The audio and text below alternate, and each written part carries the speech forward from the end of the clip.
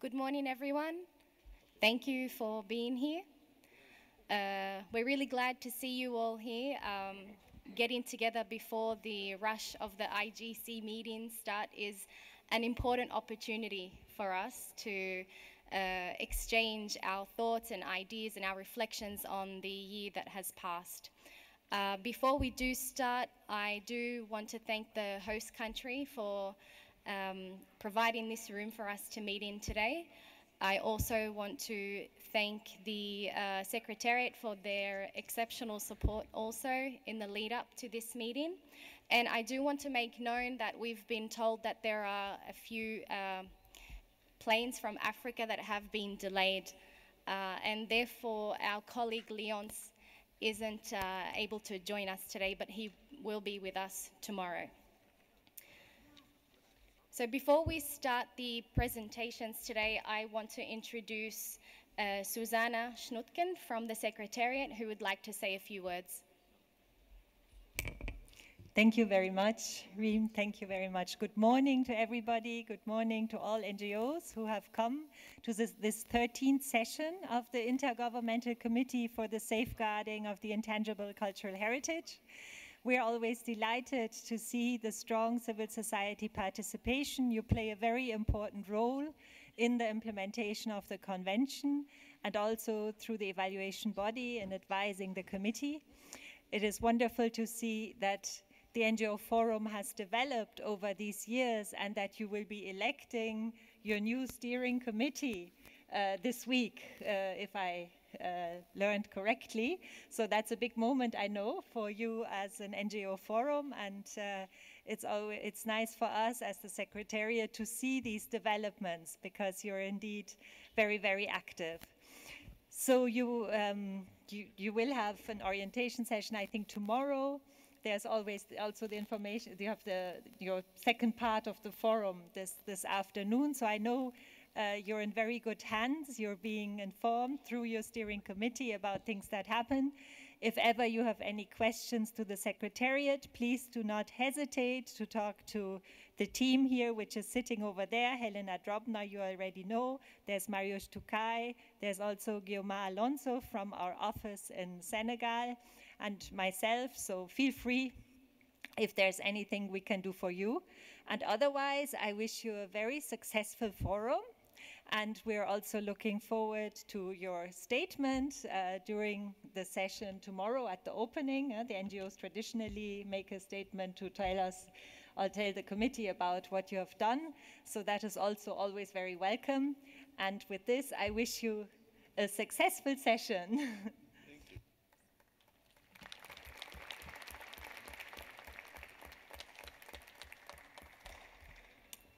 Thank you, Susanna. Okay, so let's dive right in. According to our agenda, our first presentation is about the role of NGOs in the 2003 convention. Perhaps recently or lately, the phrase inter alia has been coming up in a lot of our communications and our discussions. What are NGOs currently doing under the convention, and what more can we do? How can we expand this role to allow us to play a more active, efficient, and deeper role in the safeguarding of intangible cultural heritage, and in cooperation with the committee? Our colleague Yorin is going to present a presentation about this topic. So, Yorin, over to you. Good morning to all.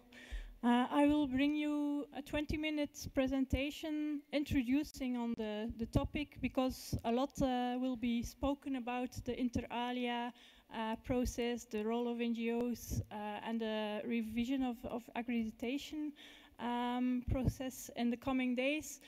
Some of you were present at the General Assembly, where we had a first informal session already with the NGOs on the topic.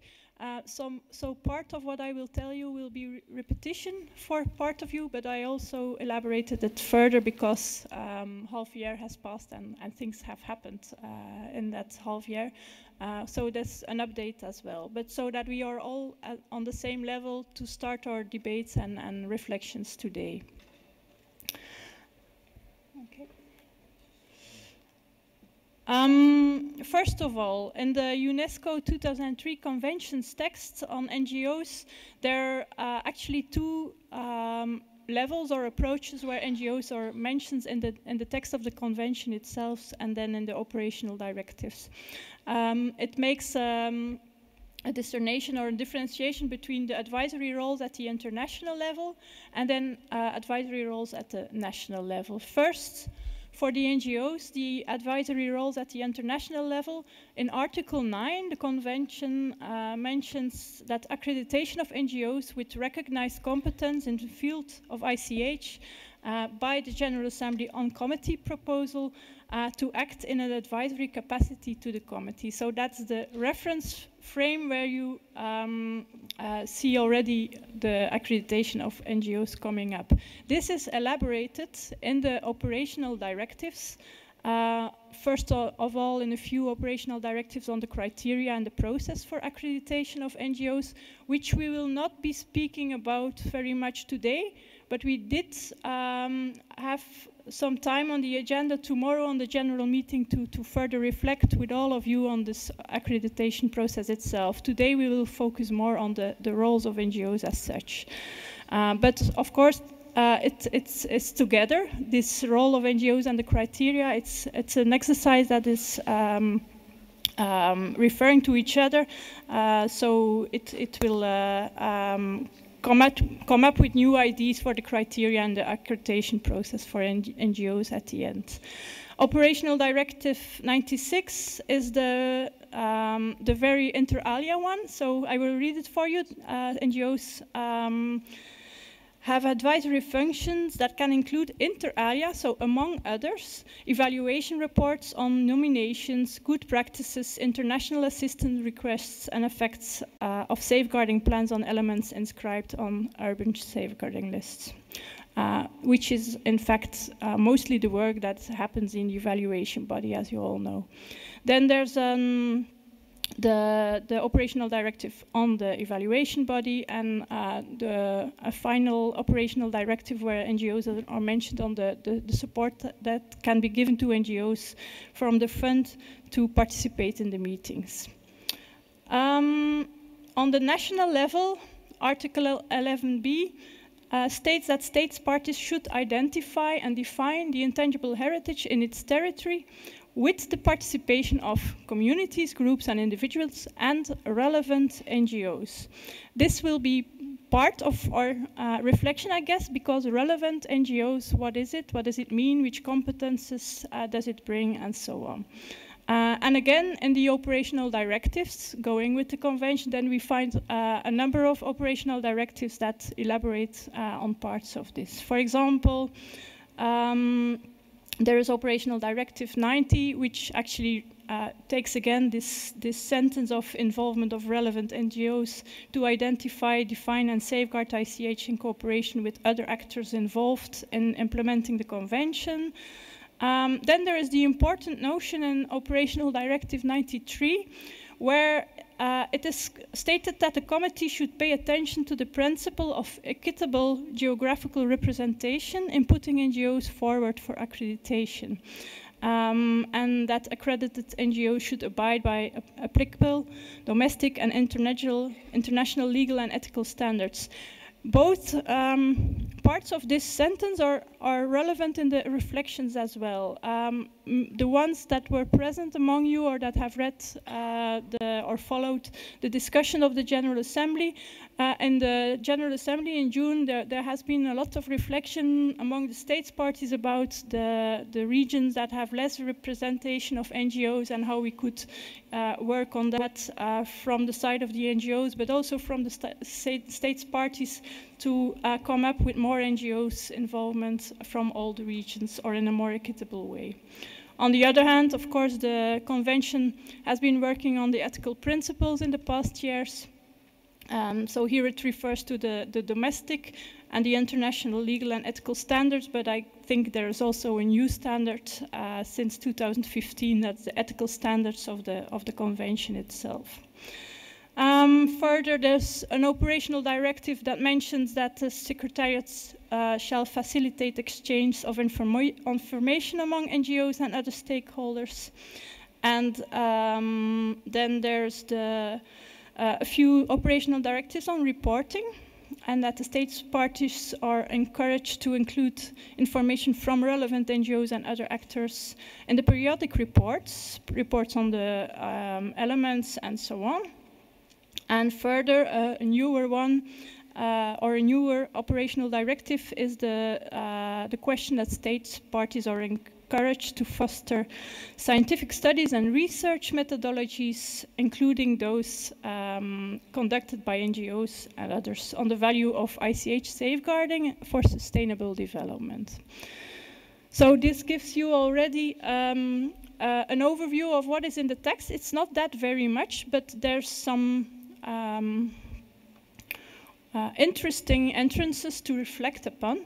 Now I will take you through the accreditation of NGOs as such. So if we look back on the history of the convention, accreditation of NGOs has started in 2008 after that operational directives for the convention were launched at the Second General Assembly.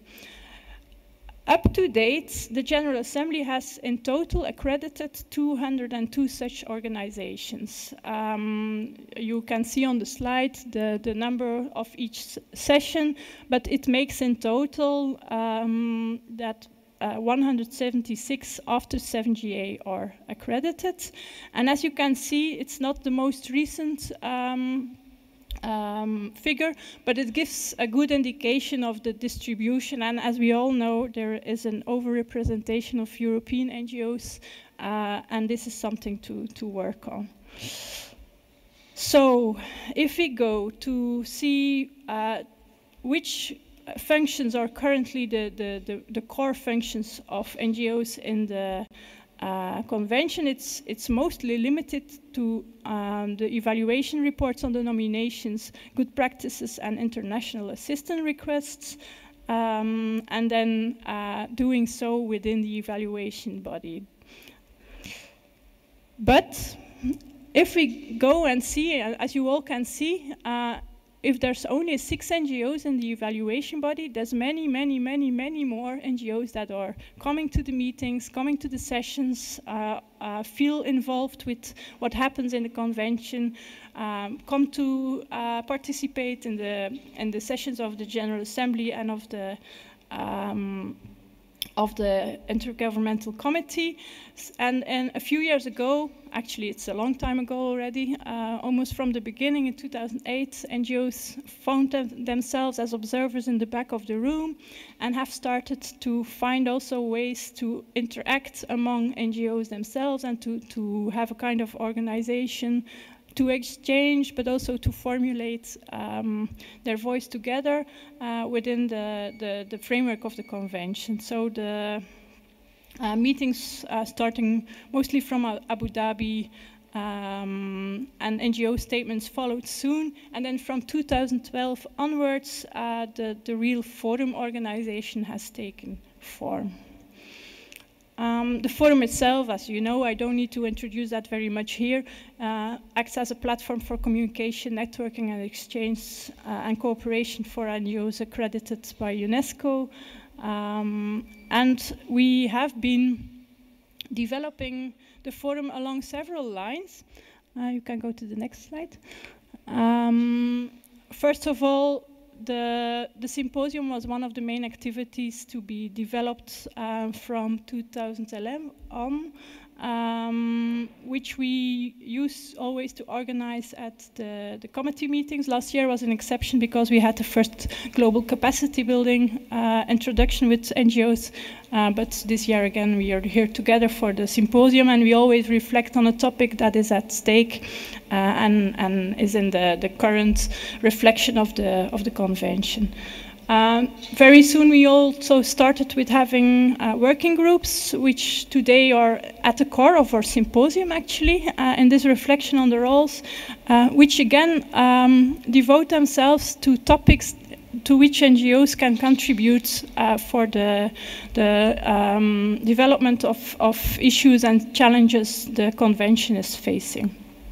The online journal Heritage Alive for sharing safeguarding experiences was started also soon after, and there have been a few extra international conferences also, like the one organized with ICCAP in Jeonju in 2014, or like the one in 2015 in Santa Susana, where we came up as a result with the steering committee for the first time, and which was organized by or facilitated by ENS Catalunya, one of the NGOs in the forum, who was hosting that conference at the time. So next to that, there's a few lines we are really engaging in. That's the international networking and cooperation among NGOs. Act as a contact point for NGOs to the Secretariat and the states parties, and to other actors that want to get in touch with accredited NGOs. We receive many emails which we distribute or we facilitate and so on.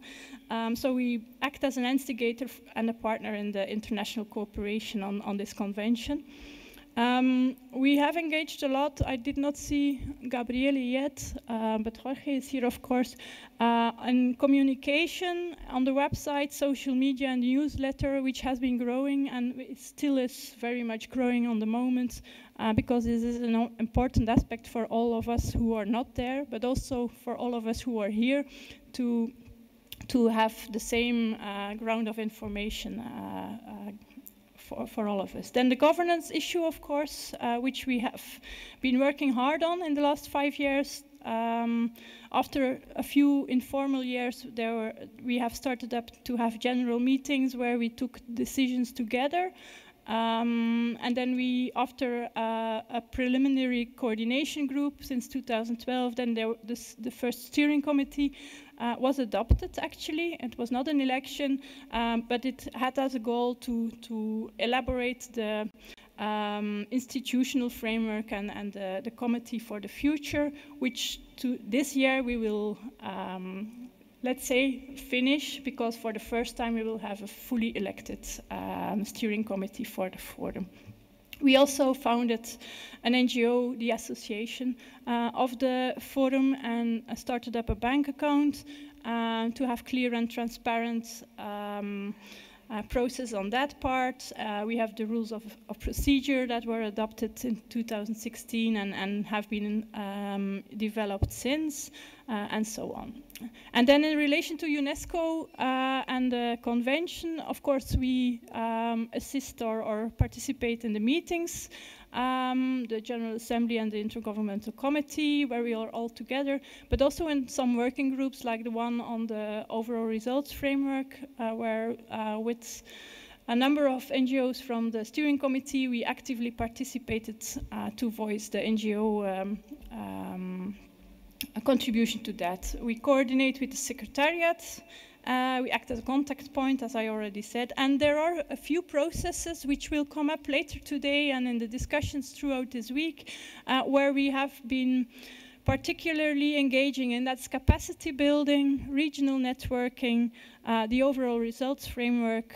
And then there's also a few things that we really further outroll and developed as the outreach to civil society involvement, and further engage also with the lighter ways of sharing safeguarding experiences, and to develop the reflection on the intermediary role of accredited NGOs.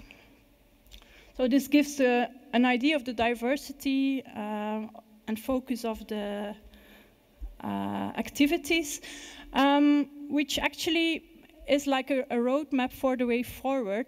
I think it's like 4 years ago that we realized that we would need to make a next step with the forum, and that on the one hand, this is a step on the content on which all the working groups are working. We need to proceed the governance and the organization itself, but we also needed a strategy how to go about with NGO involvement in the convention. And for that, we adopted, together with all of you, a twofold approach. On the one hand, we would engage with capacity building so that all the NGOs involved would have the same level of knowledge on the convention as the same basis to depart from. On the other hand, we would link this to regional networking to be started up and to be elaborated in the years to come. We're not very much there yet, but we have started it like last year to strengthen actually also the regional processes, which then come together in the international process of the forum. And of course, this is mirrored also in the exercise on the revision of the accreditation for the future.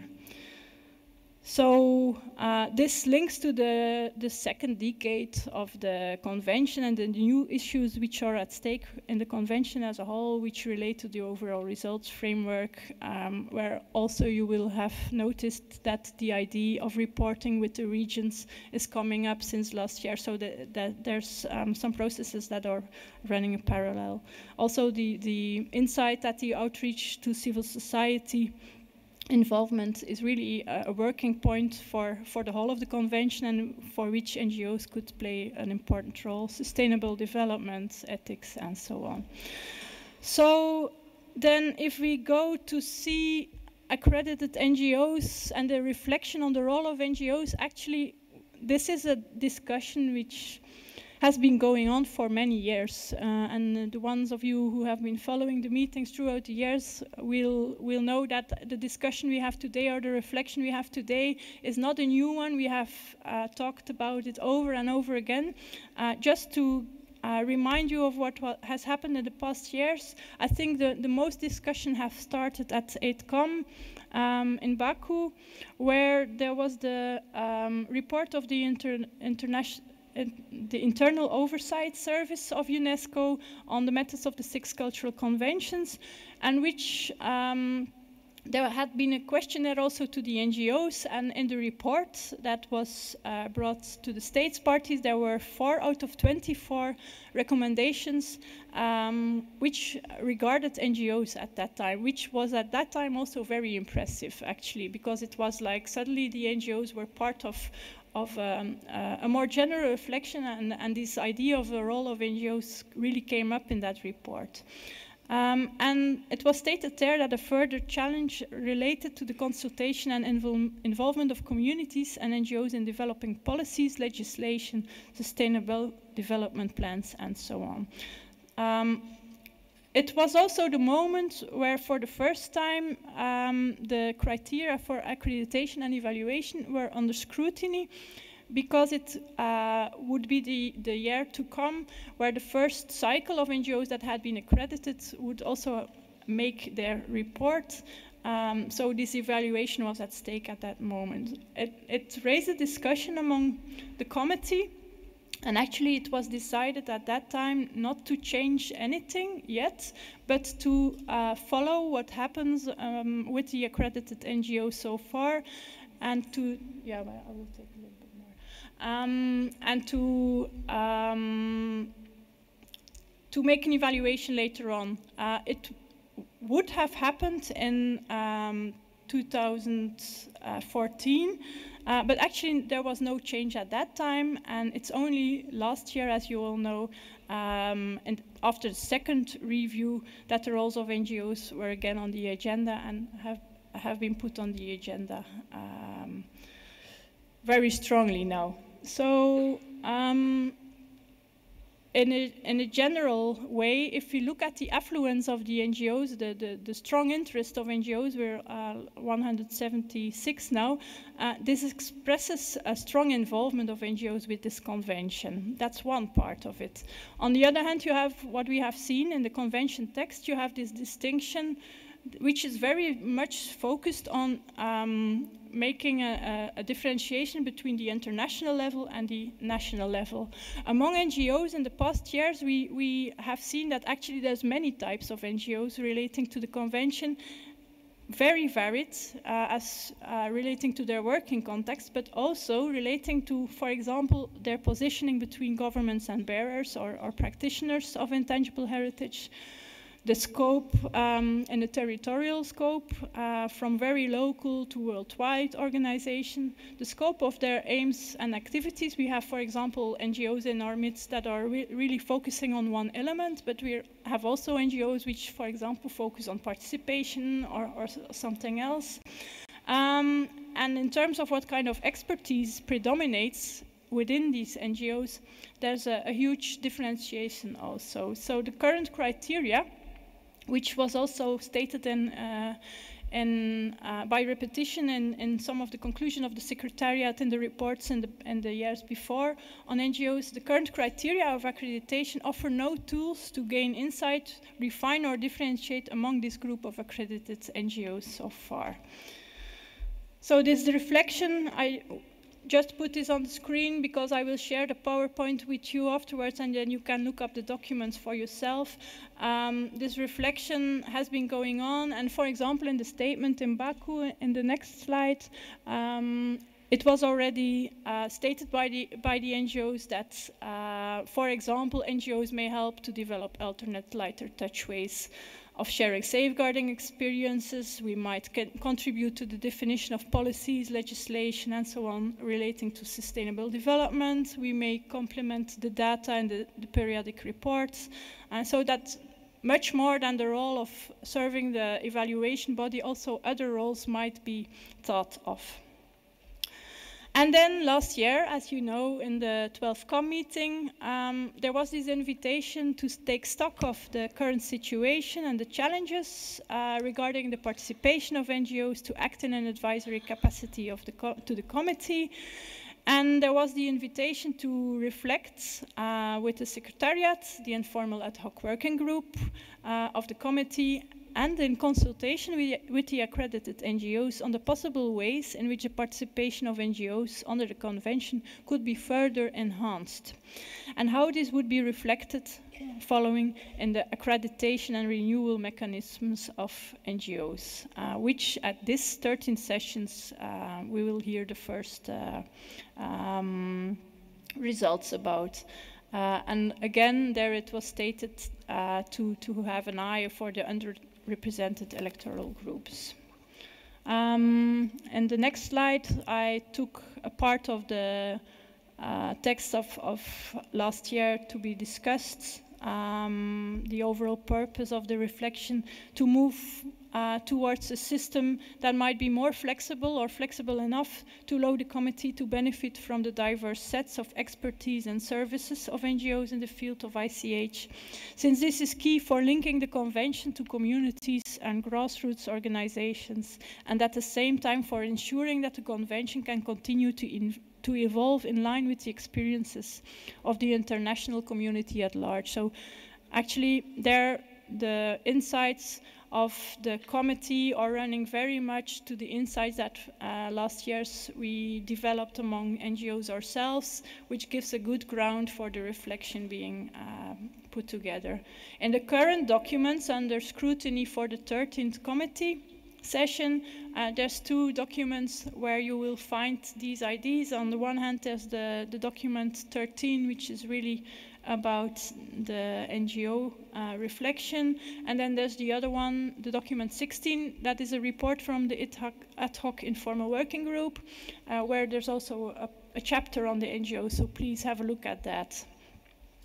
And then we received with the forum a letter from the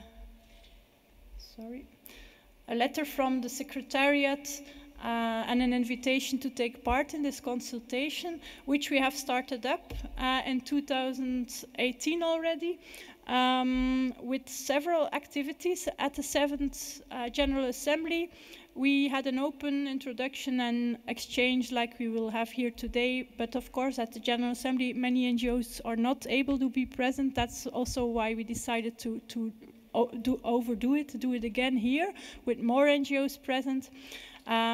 We had a working group, and then today we have this international symposium.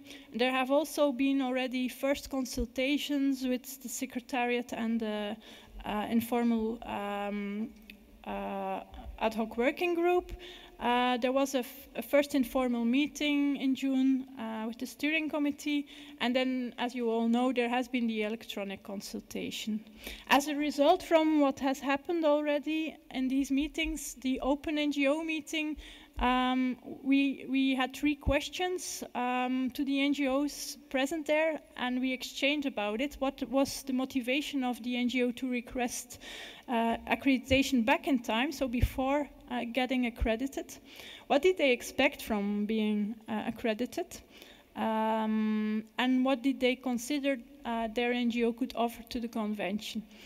What was very strong in this group reflection on that moment is that, on the one hand, the very important value of recognition that accreditation brings for NGOs. It was also very clear that networking, the opportunity of networking with fellow NGOs and other actors around the convention and on ICH safeguarding was very high in what was expressed, and the possibility of sharing expertise and knowledge. That was actually the 3 things that were coming up most with the NGOs. But that was just an initial reflection. Then we had a specially devoted working group session at the 7GA, in which a number of colleagues present here today have contributed. It was the day after the 7th General Assembly, where we had some proposals for further elaboration. One was to map or to make an overview of all the mentions on NGOs in the convention documents, which is already in this presentation, but could be further completed. Then to map the functions of the committee. The Article 7 of the convention describes the functions of the committee. And actually, as the NGOs are invited to deliver services to the committee, it's interesting to relate the exercise on the roles of NGOs also to the function of the committee itself. And then on the other hand, to map the capacity, the competences that are present among the NGOs, which could be done, for example, by a survey or a database. So to get better view of which competences are present among NGOs. Another suggestion was really to work on reinforcing the role of the forum itself as an umbrella organization and focal point. And on the other hand, not to lose track of the important position of NGOs as non-governmental organizations themselves. We have this chance of having lighter, more informal ways of acting, bringing in multiple voices, caring for inclusive involvement, and also to contribute beyond formal frameworks of policy and so on safeguarding, to do studies, to have these innovative experiments which are sometimes more difficult in formal contexts. That's actually the freedom NGOs can contribute to the implementation of the convention.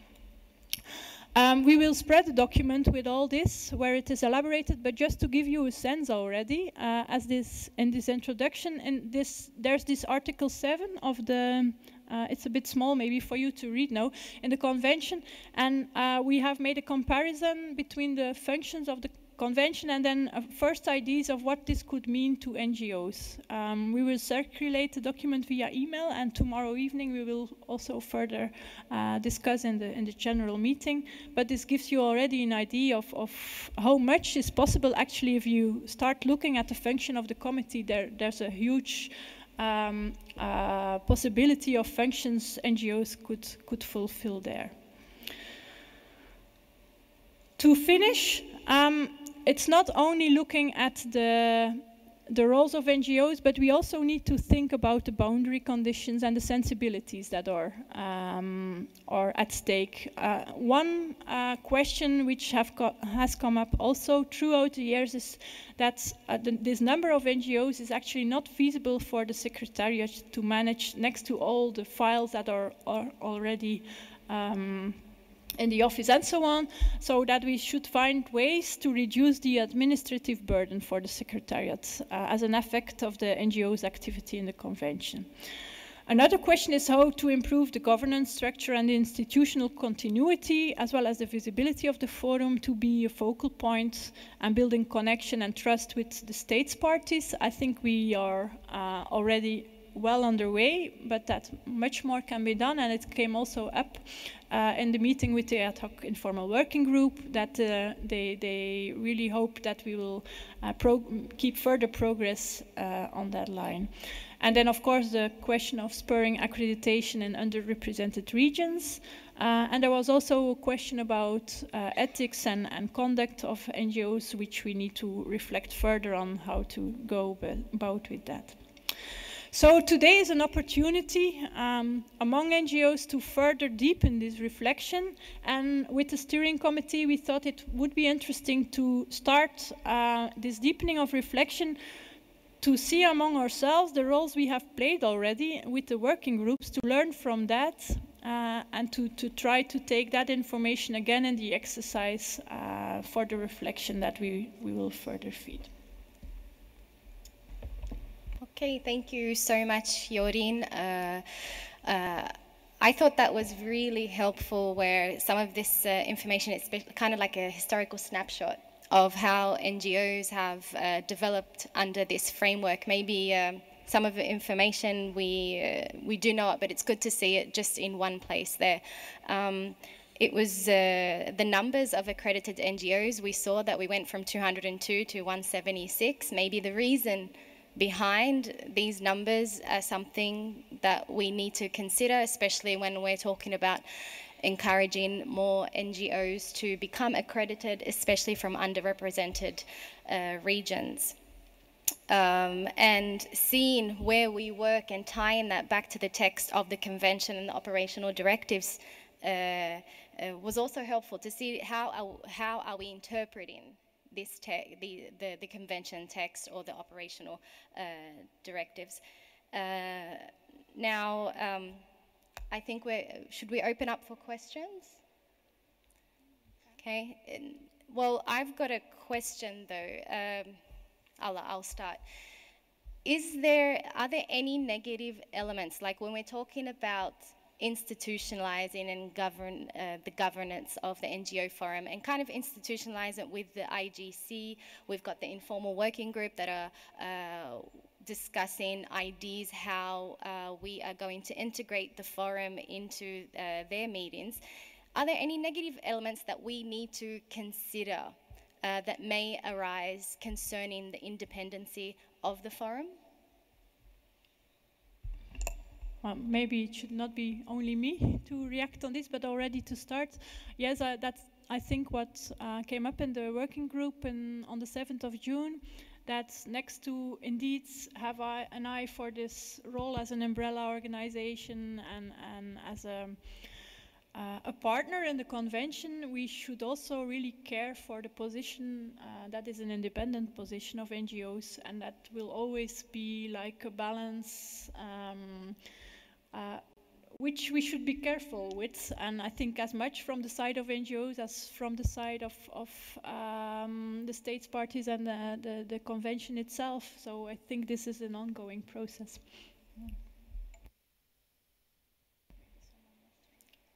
Okay, do we have any questions regarding the inter alia discussions or the role of NGOs under the convention? Oh, looks like we don't. Okay, then we can go to our next session of today, which is on the topic of research. When we hear research, perhaps the thing that occurs to us, or what we imagine, is something that's probably restricted to academia.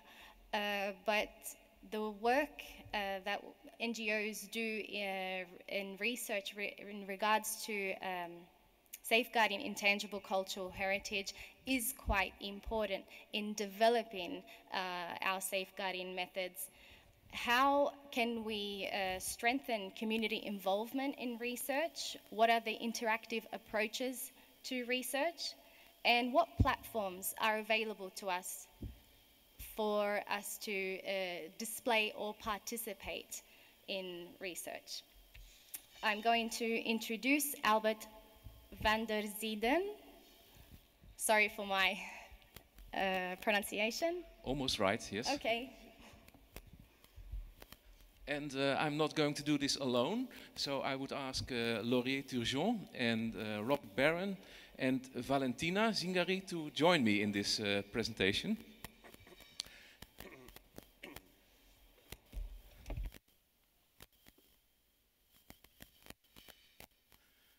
Can we sit behind this table, all of us? Or and do all these microphones function?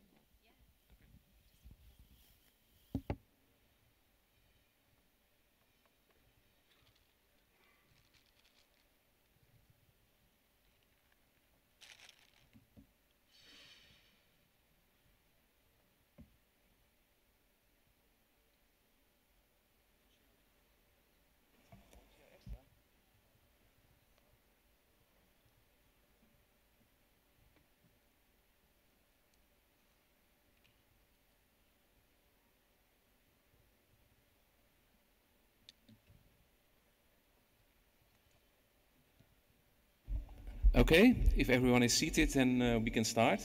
We have half an hour to present our topic. And to be clear, the topic is not about the role of researchers in the ICA's convention. It's about the role of NGOs in research. And I think these NGOs have a very important role to play because they are, in a way, the link between the international level and also on the one hand and on the other hand towards the communities. So the strong role of NGOs would be to encourage community involvement and to give them a voice in this convention, but also to give them a voice in research, so that researchers, when they do research on ICAs, always involve communities in their work. Okay, can I have the next slide, please?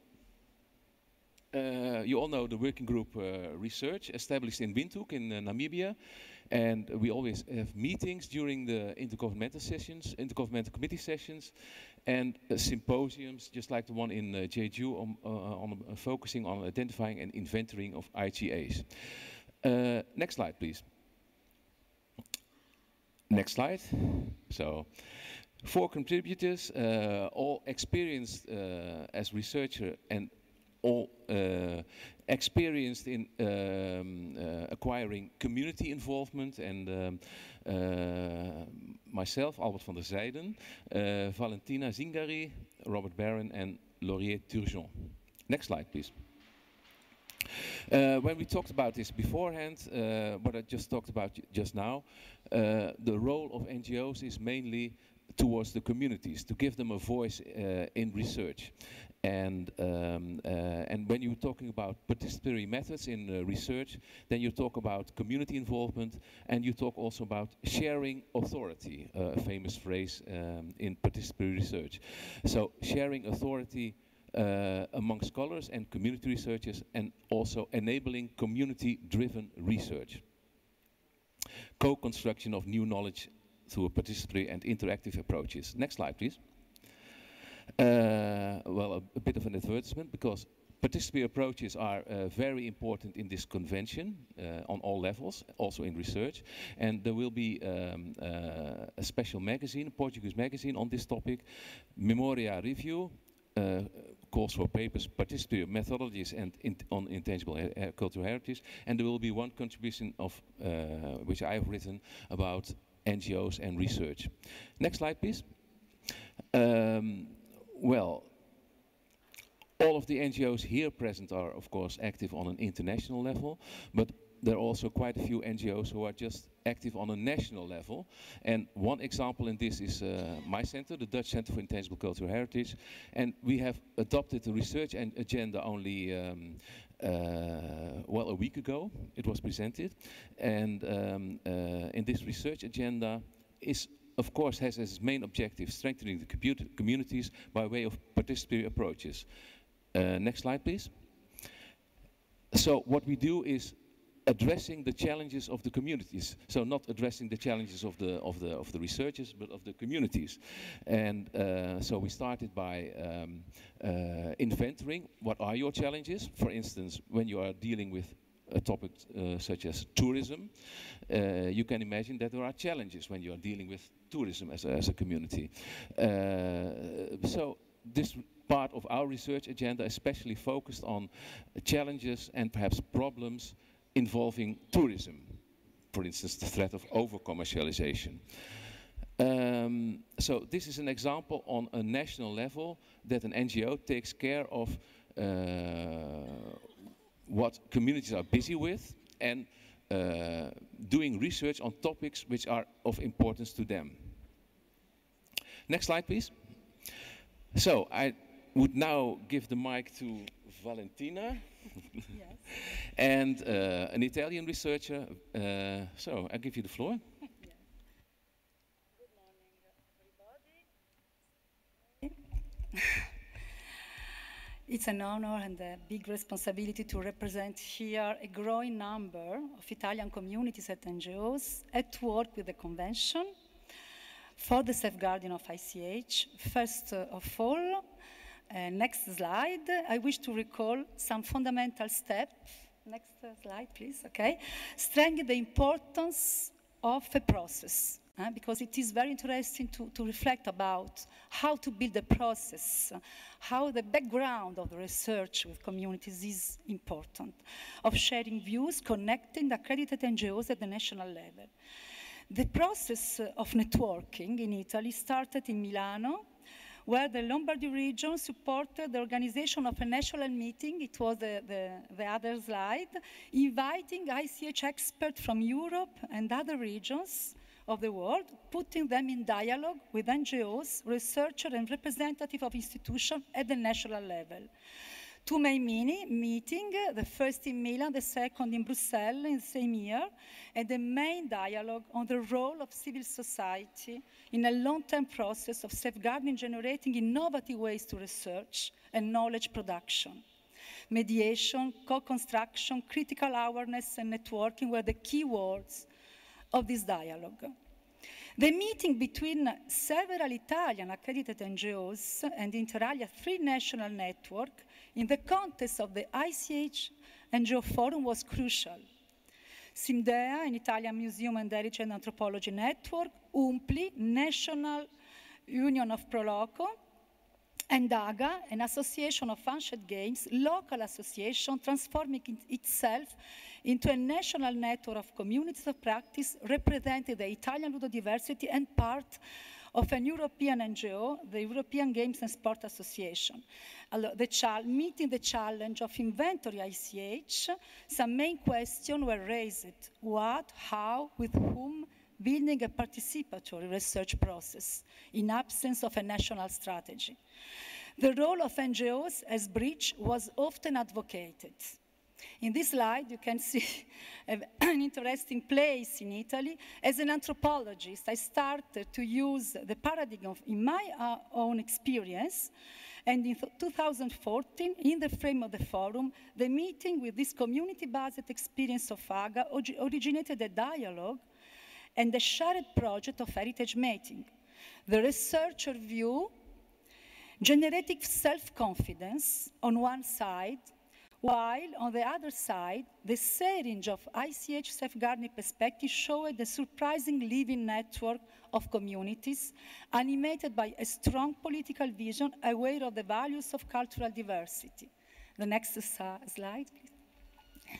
Connected this world of local experience and dreams with cultural institution was the further step. Next slide. The next. Okay. On the ground, the organization of a training program, the Days of Intangible, launched an inventorying process based on 3 main elements. Next slide. The recognition and empowerment of a civil society network supported by local, regional, and national institutions, the building of a permanent training program as a space of communities narrative involving researchers and institutionals, and the opening of an inventory process supported and negotiated with institutions at the regional and national level. The next slide. The Lombardy region, the first region in Italy to invest on inventorying ICH through a participatory research approach and annual funding program, is supporting a pilot project of inventorying ICH, conducted by a research working group involving ethnologists, young students, video artists, and members of communities. A participatory web ICH platform, a creative approach to documentation, an integrated consideration of heritage, connecting tangible and intangible in an articulated narrative approach is in progress. Next. To document and describe ICH involve creative young researchers in dialogue with communities. Next. The description of identified elements is discussed with communities in a multidisciplinary team, involving different sensibilities and competence, expanding the power of ICH. It is very important, the role of this participatory web ICH platform, and we are developing a creative approach to documentation in a global and interconnected vision, putting in the center of the stage a community narrative as a complex fabric and a source of inspiration. The process is an ongoing process, but it's very important to think about this background, because of course we are now putting really in a very interesting and deep state the research, but the first and most important things is the process that we are building at the national and also international level. And as Jorin said, it's very important the role of ICH NGO Forum for this ongoing process of research in Italy, while a lot of communities are today involved, and it's a progressive, an ongoing process, and the role of institutions to support is really crucial. And it's also a problematic thing to safeguard the independent vision of NGOs, but at the same time work in a dialogue with institutions. We think that this dialogue is possible, and we are leaving the concrete side of this choice, of this modality to put in work all these principles and concepts and values of the convention. It is interesting also to think about the bridge that we are building between regional level and national level. We are involving institutions at different levels, at the local level, at the regional level, and the national level, but in an international and complex networking fabric. And communities are really sensible to this open networking work. Thank you.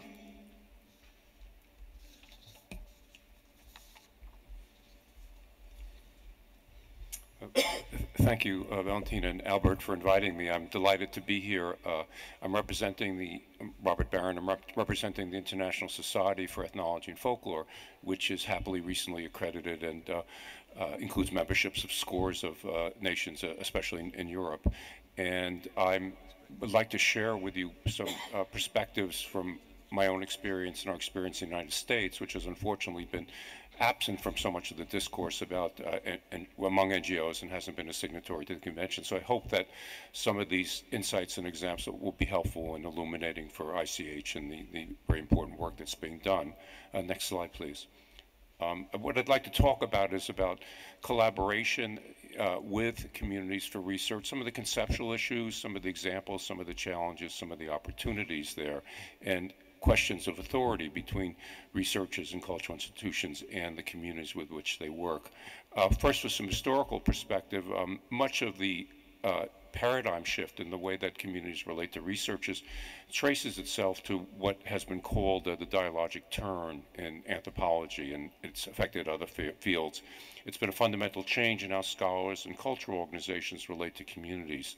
And it's a movement from a top-down approach where the all-knowing expert, the academic, the curator, exercises their authority to a dialogic approach. The idea of dialogism comes from the great Russian literary theorist Mikhail Bakhtin, who says that meaning is something that's constructed through multiple voices, through an open and ongoing process, as something which is not a monologue, but involves the various perspectives and voices, and recognizes that in any human interaction and human communication, that both bridges people coming together and divides. And I think with the relationship of researchers and cultural institutions and communities, we have to recognize that there won't always be consensus. There'll be different approaches to knowledge and authority.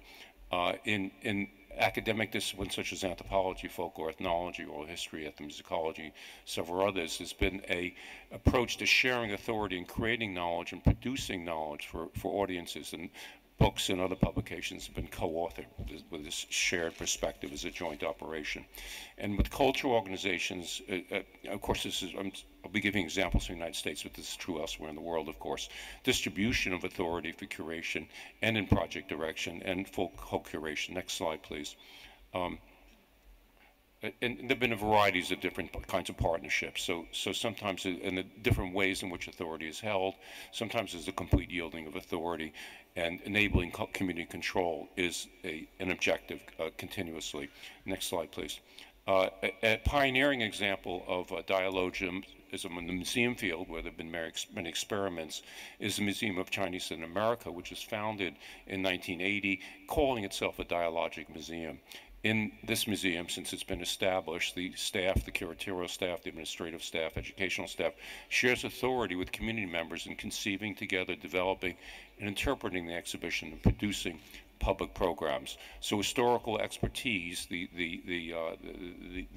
interests, the research objectives of historians and people from other disciplines is combined with local knowledge. And I think in the process of research, we need to recognize that there's both expertise from scholarship and also local knowledge, which is equally valuable, and vernacular knowledge.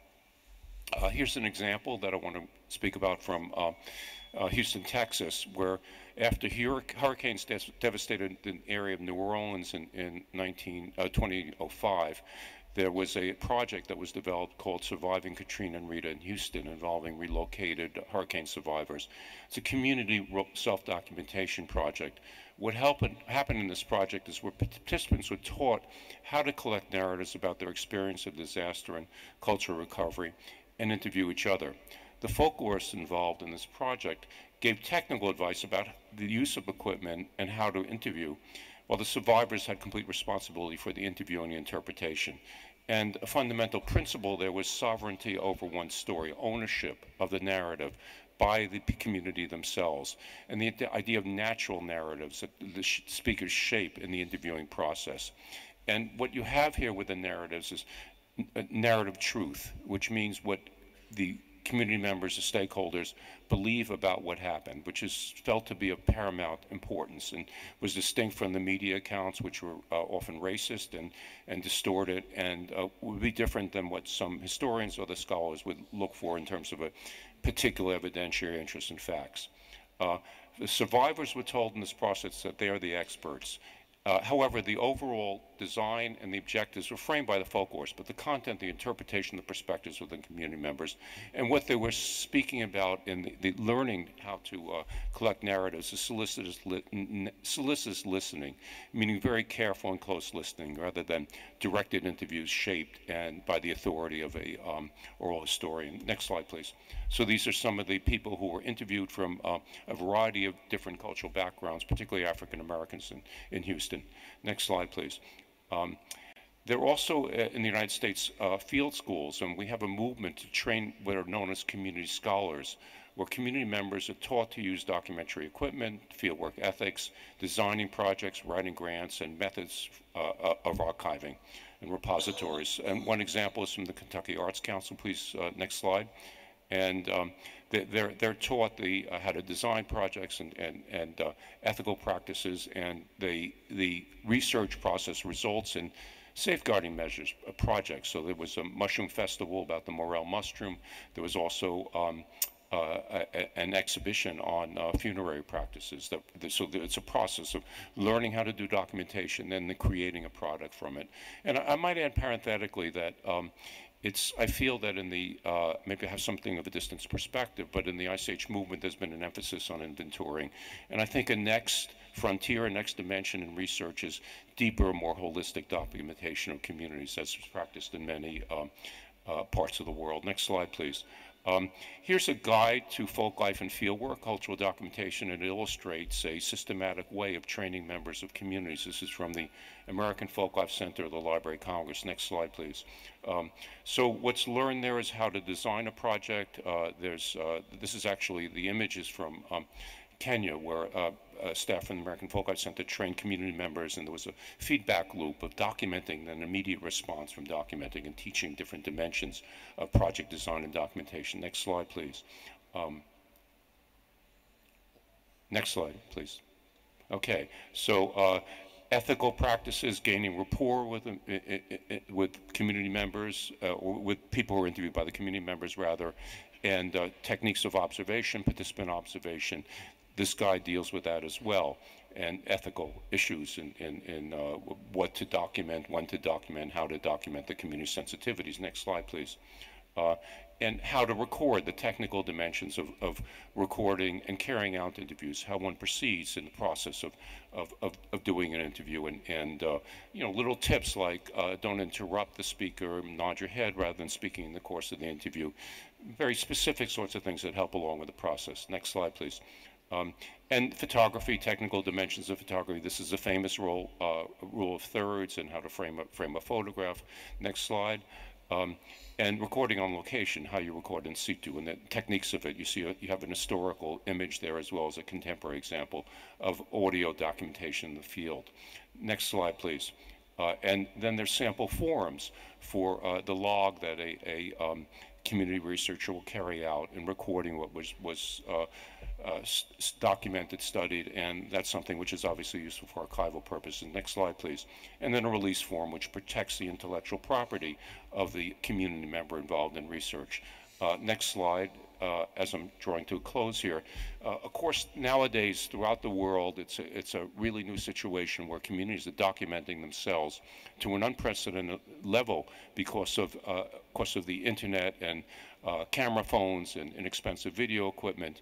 And there's a use of multiple platforms, YouTube, Instagram, Facebook, blogs, etc. So we have to think about that in terms of research as a medium of documentation, as also a platform for safeguarding and presenting cultural traditions. A few words about the Place Matters program of City Law, which is an NGO in New York City. It's centered on the content which is created for its website by residents of New York City who document places with local historical and cultural significance that may not be, typically not your high-style architectural landmarks or your monuments, but are deeply meaningful to people within the community, like a roller rink, a local candy store, a place that's beloved within the community. The website also includes a toolkit which instructs users in the documentary practice. Now, something which is interesting about the site from this perspective of sharing authority and comparing it with the project in Houston I mentioned is it's both user-generated content and places which are documented and interpreted by city law in a curatorial perspective from the folklorists and historians who are on the site. And city law acknowledges its curatorial authority in creating the content and shaping the website. So that's a bit of a distinction from the Houston Surviving Rita, Katrina and Rita project, where it was felt there was ultimate, complete authority given over to the community. Okay, so in conclusion in the next slide, well, these are some images from Place Matters, I'm sorry. So this is the site, and then the next slide illustrates the toolkit, where you can see on the right column that you can go to different step-by-step processes of documentation and identifying these places of significance. So finally, in conclusion, in my next slide, Here are some issues and opportunities I think we can think about in research with communities. First of all, community cultural self-determination is the ideal. This is a human right. This is a cultural right for communities to determine the direction of how their cultures are represented and interpreted. However, I think we have to recognize that authority is usually retained in varying degrees, even when it's shared. And there'll be asymmetries of authority. The researcher will frame the cultural organization, the scholar will frame the project, they'll design the overall direction of the project typically, and so there'll be some balance in authority, and hopefully it moves in another direction, it's equal, and then the community assumes control, and this is an objective in many of our programs in the United States. We should also recognize that there's both local and vernacular knowledge as well as academic expertise, and they both should be valued. They can be brought together when appropriate, and there are also multiple perspectives about any event. We know this from Thucydides and long history of understanding that there are many different ways of recognizing and interpreting, and communities aren't monolithic. And the multiple methods of training that need to be developed in the global ICH world, and we continue to try to do this in the United States with virtual platforms as well, for learning how to document, how to inventory, and the products. And also, as Albert mentioned, that community partners can also research the impact of ICH in tourism and other ways. And I think that in critical heritage studies, unfortunately, much of it has been top down, and the voices of community members can be heard more often in co-curated, jointly produced products. Thank you.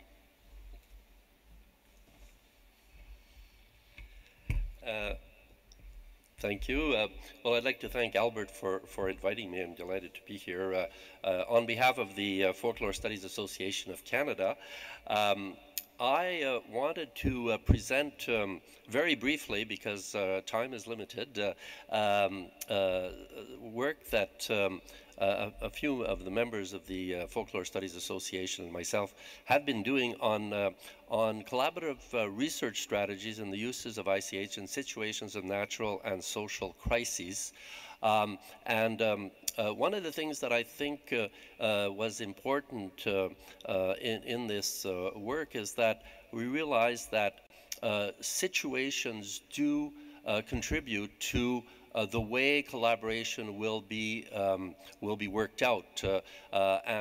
If you're working in a crisis situation, there's going to be an incentive, a much stronger incentive for collaboration, because people's lives are sometimes at stake, often at stake, and the risks are very high, and so the collaboration becomes something of a question of life and death, in a sense, in some cases. Those sorts of situations, I think, do play a role in the way that the collaboration will be developed. Incidentally, we liked to use the word or the expression collaborative research more than participatory approaches, but collaborative seem to suit the needs of these types of situations better. We've been working with in the Canadian North because that's where climate change has had the strongest impacts, and we've also developed an interest and have been working with people in Haiti because on the equator this climate change is also having an extreme impact on people's lives. So it's basically at on the poles or at the equator that climate change is having its greatest impact. It was interesting to see how these collaborative approaches can contribute to having people better understand their situations, having researchers better understand local conditions, and having the two work together to try to resolve some of these problems. So I'll go through them. Next slide, please. Okay, so the climate change has become a direct threat to intangible cultural heritage as well as natural and built heritage, as you know. The tendency has been to attempt to safeguard through inventorying practices, awareness raising, and the transmission of ICH from generation to generation. But I believe there is more can be done. We can do much more to replace these rather passive approaches. ICH can itself be used as an active agent of adaptation to climate change. Traditional knowledge of nature and the universe especially, but also rites and rituals, oral traditions, etc., can be used effectively to help communities adapt to the changing environment and contribute to their revitalization after disaster. Next slide, please.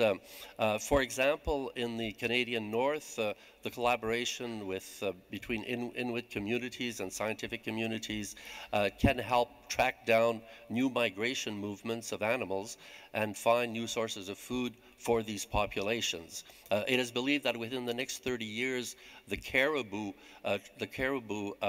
herds will decline by 80%. So you can imagine that that will have an extreme impact on the living conditions of the Inuit. Slide, please. In Haiti, climate change has expressed itself through an increased number of hurricanes which have swept through the country and even the southern parts of the U.S. Matthew, for example, the most recent, which hit the southern part of Haiti in 2016. This is the city of Jeremy, 2 days after the hurricane struck. Next slide, please. Another image of the devastation that occurred because of the hurricane. Next slide. This is these are voodoo ceremonies that were undertaken just a few days after the hurricane in an effort of reconciliation to rebuild social cohesion and a sense of belonging to place, because of course after these types of disasters people have lost parents, their children, neighbors. They have also there's also a sense of loss of place and a desire to leave those places. And so these types of rituals are ways of are methods of reconciliation and of sort of reconnecting with place and avoiding massive out-migration. Next slide, please. Now, another method that has been used has been festivals. For example, Jacmel, which was not as hardly hit by Matthew, but was very severely hit by the earthquake in 2010. The organization of the carnival there became a major objective for the communities, and they really made an effort to organize that carnival as a way of sort of psychologically overcoming the disaster. Next slide, please. So the methods used, getting to the crux of the presentation, the methods that have been most effective in from my point of view in collaboration have been the field schools, as Robert has indicated, working with the communities to help them develop tools so that they can preserve and transmit more effectively and develop their intangible cultural heritage. But also, what has been very effective has been a call for projects that has been sent to the communities, and they have, in Haiti, for example, in the last 6 months, we were able to convince the government to send this call for projects. 10 were sent out with a budget of about $7,000 American dollars per project, and it is the communities that developed the projects according to what they considered their most crucial needs. This, I find, has been the most effective measure amongst those that we have experimented, at least. And they're also the experimentation together of new forms of applied knowledge. Next slide. Thank you. So that's it. Thank you again.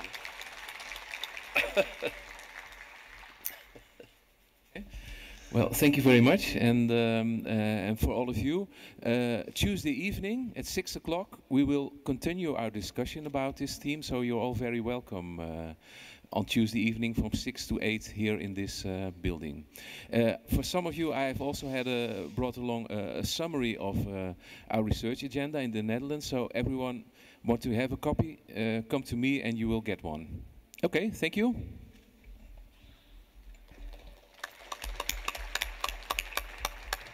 Okay, thank you, Albert, Valentina, Robert, Loria, for such an insightful presentation. It was really important to see how this topic has moved from a top-down to what Robert called it, dialogue, and to see the examples of the Dialogic Museum, the hurricane survivors, and even the Place Matters website. I think these are examples, goes into, you know, sharing our experiences in safeguarding ICH. So thank you again. I'm not gonna, if there aren't any questions, we can go to the next session because we are running behind.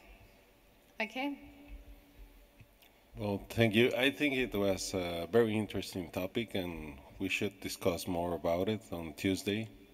There will be a session, so please join us and talk more about research. So now, for now, I will present the role of NGOs in capacity building with Jorin Neyring and Marit Stranden. Marit is the CEO of the Foundation for Traditional Music and Dance from Norway. So thank you very much and welcome.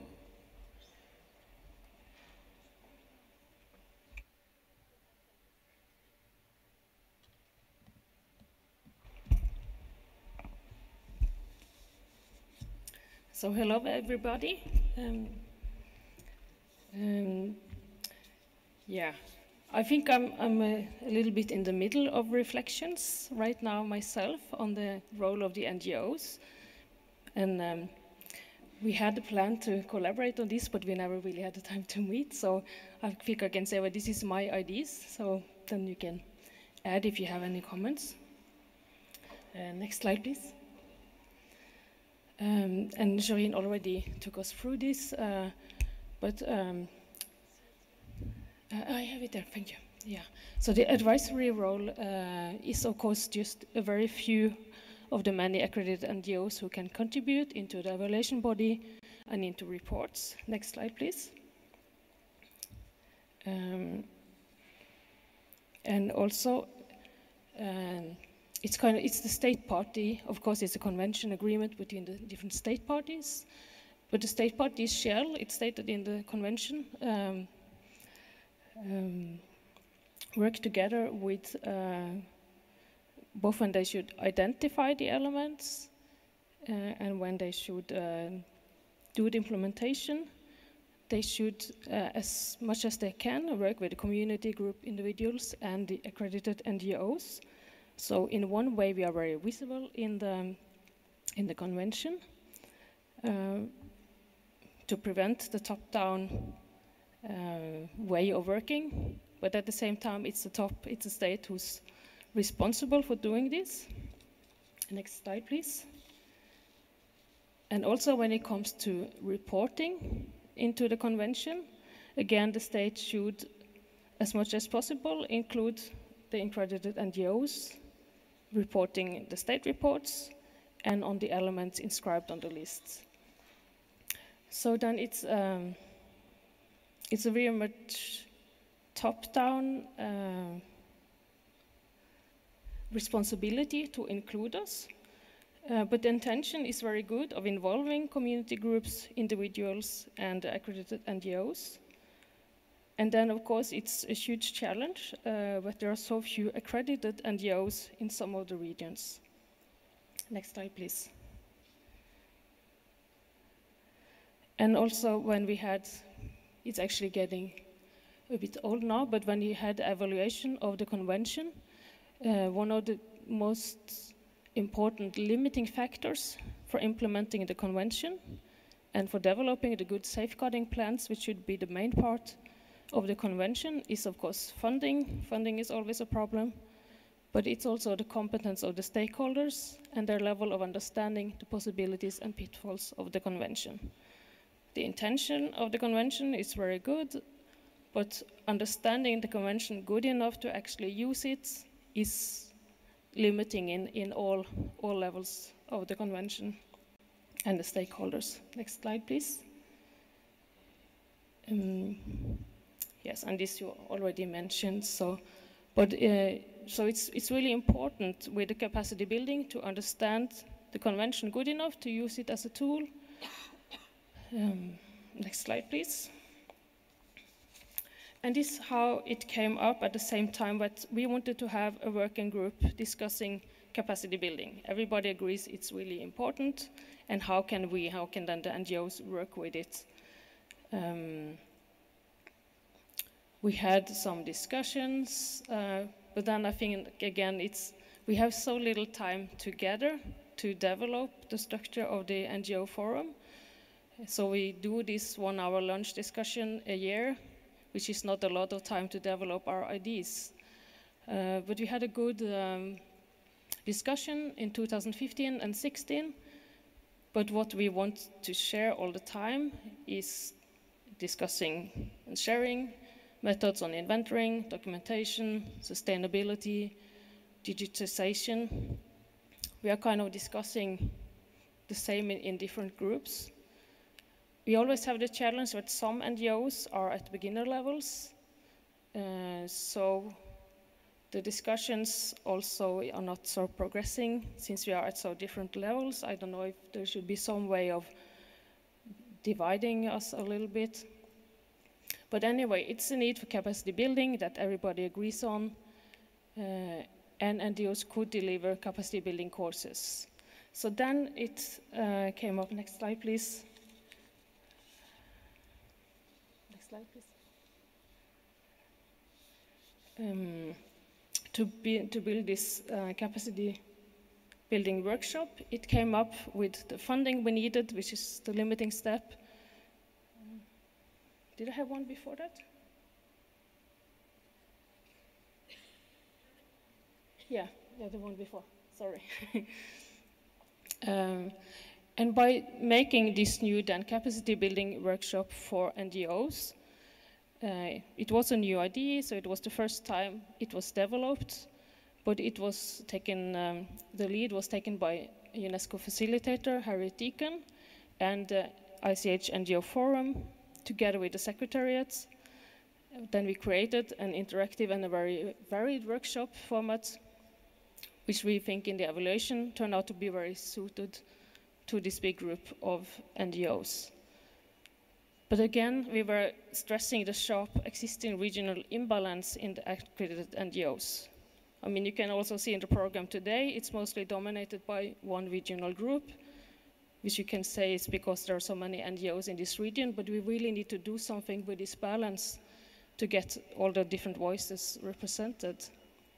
So for this course, it was made a big effort to select facilitators, lecturers, to reflect the different regions, languages, and gender representativity.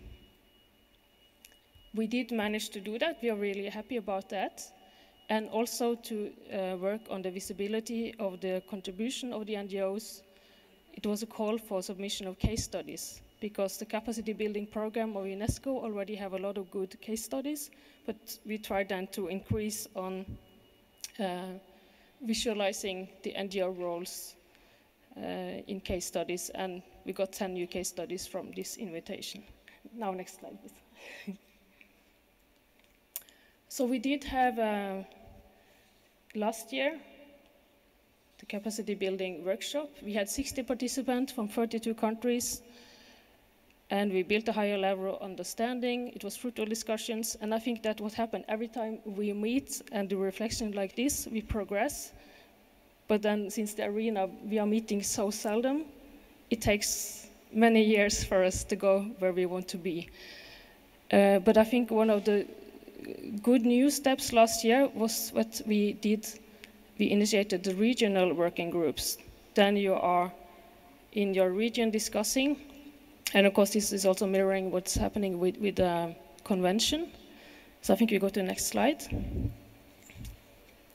This is, I don't know if it's readable, it was the timetable for the course.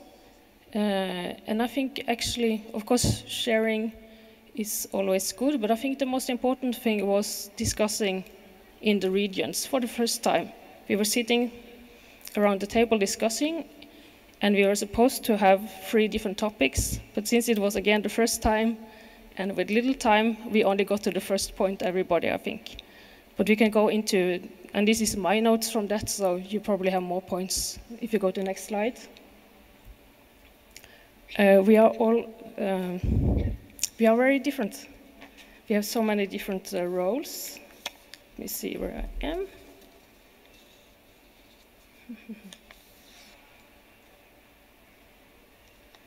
Well, whatever. And I think just from my NGO, we can have so many different hats. We are facilitating processes, we are translating between state and communities, we are practitioners ourselves, we are researchers, we are documenting, we are training, we are developing methods how to safeguard and pass on the tradition. So that's only one NGO working on all these levels, and then I know some of you are more facilitating. So I think we already do so much, and maybe what we need is to work more on the visibility, and I think it's a very good way it's heading with structuring us. I think we need structure. It's very good that we now have a board, which now will be elected, and I think maybe one of the parts we really miss is now to connect the working groups together with the board, because we meet here and there's not so much communication during the year, which is not a critic to the board, which does a great job in starting to doing the structure. Because I think we already do so much good things according to the convention, and then to make that more visual, we need to work on how to structurize this work with the NGOs. Next slide, please. So to bring on the ICH NGO capacity building workshop, we really need a strategy to increase the involvement of the accredited NGOs. We can take forward a role of outreach and regional network building toward a larger audience, but I think most of us really do that today, so maybe what we most are missing is the visualizing point. We can try to contribute to these capacity building efforts to take our part in realizing the overall results, which again I think we mostly already do, and try to contribute to the evolving global capacity building program, which maybe then should be more on regional level to build and share in the regions and then share on the international level. And we really need to extend the accreditation of the regions where we now have few NGOs. So maybe that's where we could make the most difference right now, if we can find some strategy to reach more NGOs in these regions. And of course, it's always the limiting factor for the workshops is funding, money. Yeah, so that's more or less as far as I got on my reflections. So really what we need to go on with this line of structurizing us, because that will make us more visible. And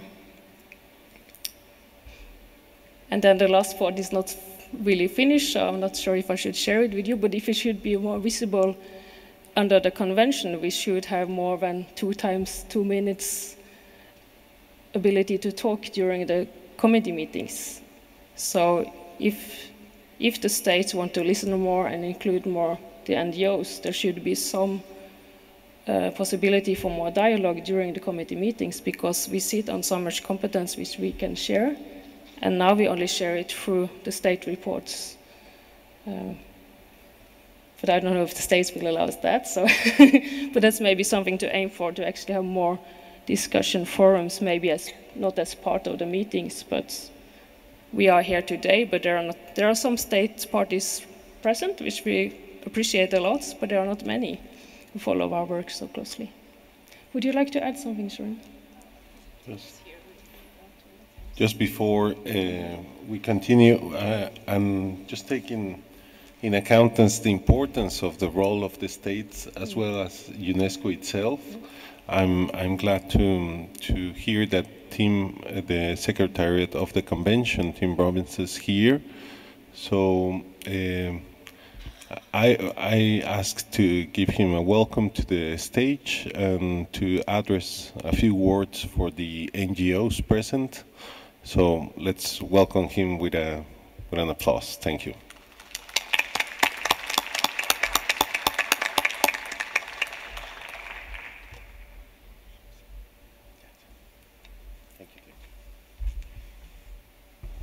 Thank you, and good morning, everyone. First of all, I apologize. I didn't think I would be coming up here this morning when I came to the center, so I'm not really dressed for a public appearance. We are extremely busy, as you might imagine, with all the last-minute preparations for the committee session starting tomorrow. So I won't take much of your time, and I'm also just speaking without much preparation, but I do think, and just having heard a little bit, I've been popping in and out on the side to listen what's been going on, some of the discussions this morning and what was just discussed now.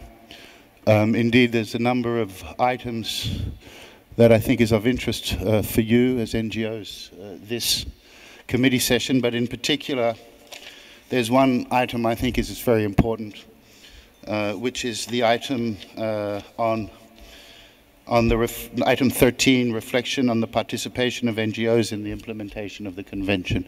And I think a number of you, I hope, have all received the questionnaire we sent out. And this is something that started last year, where I did hear some people speaking about it this morning. I think it's really time for the state parties and NGOs and all of us to reflect better on how the NGO, the accredited NGO system, can engage with the convention at many levels, not only at the level of the committees or the international level, but also obviously both at country level and community level.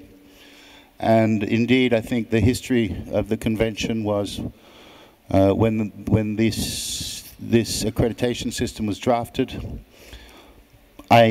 my interpretation that it was drafted somewhat with the World Heritage Convention in mind and the role of advisory bodies, which is an important role, but for which the convention does not need 170 accredited NGOs. And personally in the Secretariat, I'm not sure the way we are accrediting and the rules around accreditation and the criteria are really, I would say, sophisticated enough to understand the diversity of roles that NGOs play. So I think this is a very important process. We will hope to have a meeting next year. We're planning a meeting next year where you will be invited to participate. It may take a bit of time because these things have to go to statutory processes and eventually to a General Assembly to be adopted, and they need to be on a consensual basis between the states parties. But I would very much encourage you to actively take part in that process, to think. It's an opportunity to think of innovative ways to further engage NGOs, again, at multiple levels with the work of the convention. So I think this is a very exciting committee meeting, the first of the next few. Probably next year it will be developed more, but at least we don't quite have the full analysis yet of the surveys. We've only just started getting them back. So this year's meeting will be a kind of report, in progress report. But it will be an opportunity to get a sense of reactions from states parties. On the other issues, I managed to see some presentations about the role of ICH in emergencies, and this is very timely as well because, as you know, we are being asked to work on this issue, and of course the last presentation on capacity building. So it's very encouraging to see that you're reflecting a sort of in tandem with the issues that the states parties are reflecting. And that in itself is a role, let's say an advisory role in the convention. One more thing is the big achievement I think the convention made last year was the adoption of the overall results framework. And we will be now adopting also the periodic report forms and moving to a regional cycle of periodic reports. And I think it's worth reflecting, discussing on the roles of NGOs and civil society in that process. That will be very important. It's designed to be a broad view of the convention and to be able to monitor its progress. I think, having said that, I'd like to thank you, and I'm sorry I can't stay for long, but we have a very busy, the day before an event starts is always the most difficult day. So we have a busy time, and I hope you enjoy the next 6 days of the committee session. Thank you very much. Thank you for your time, Tim.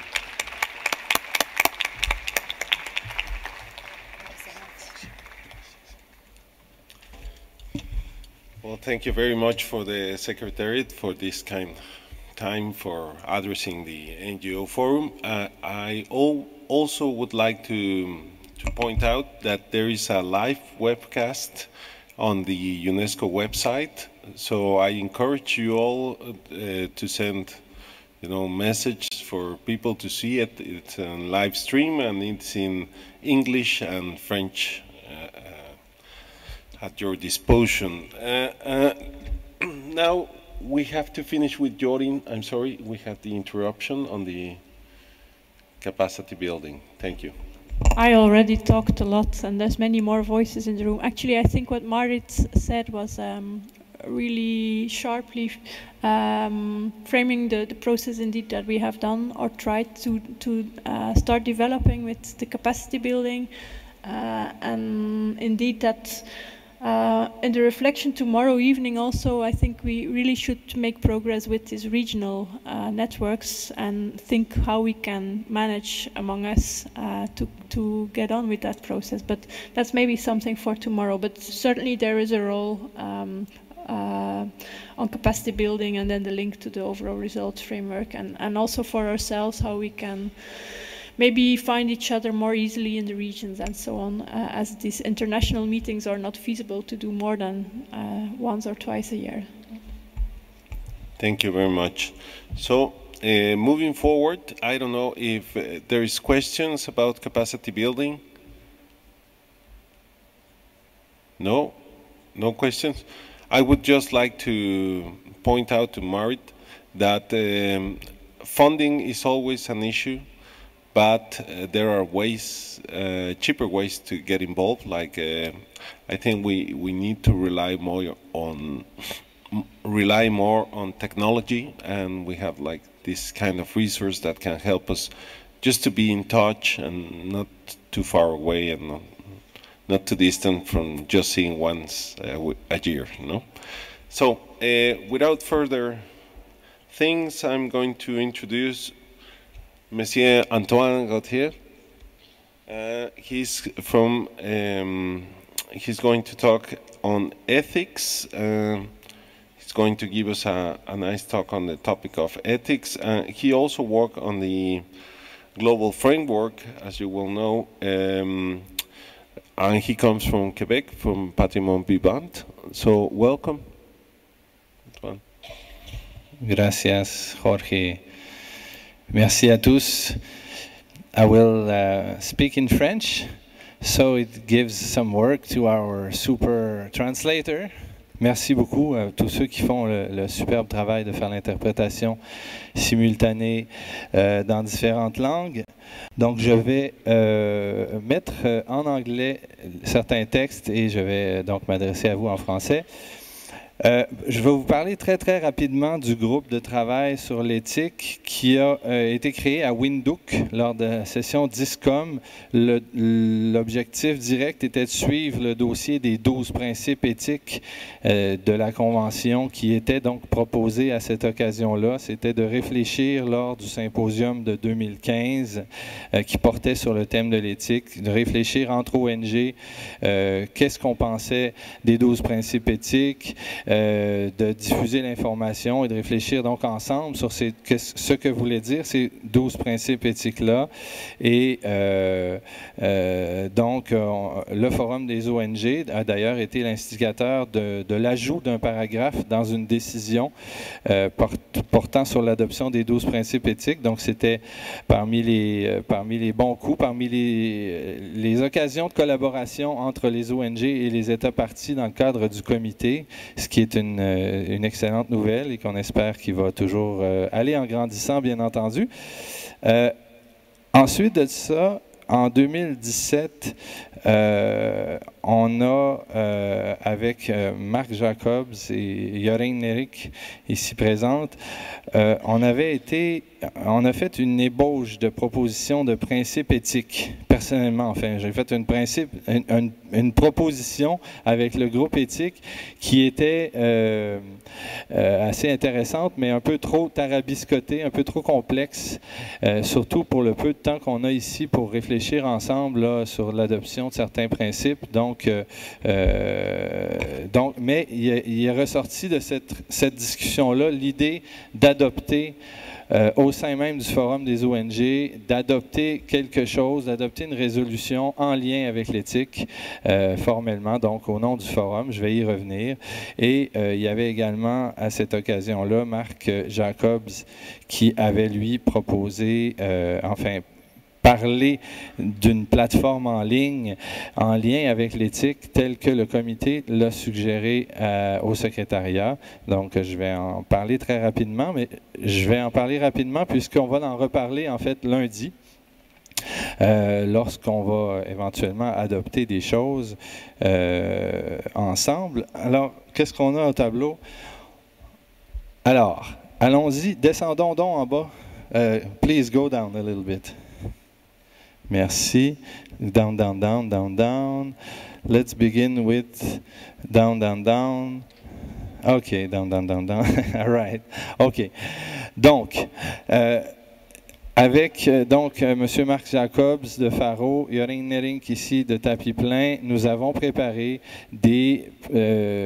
en fait un préambule. Au lieu d'adopter des principes éthiques tout à fait différents pour le Forum des ONG, on a pensé simplement d'adopter donc de ratifier officiellement les principes éthiques, les 12 principes éthiques de la Convention de façon active, mais les faire nôtres, donc en mettant un bout à la sauce ONG, donc avec un préambule qui statue sur qui on est, qu'est-ce qu'on fait, c'est quoi notre rôle et pourquoi on adopterait en fait les 12 principes éthiques de façon plus active pour nous. Donc, je ne sais pas si ça vaut la peine que je le lise ou si c'est envoyé. Qu'est-ce que vous en pensez?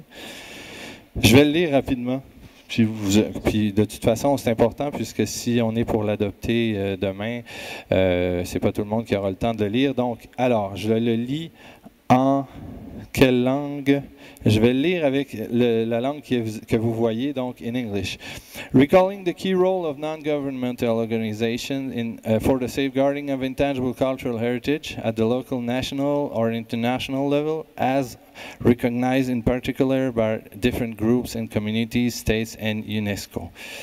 Recognizing that NGO is working to safeguard ICH, whether or not they're accredited by UNESCO, participate in the safeguarding of knowledge, practices, knowledge, know-how, and representation transmitted from generation to generation, important for the current and future generations.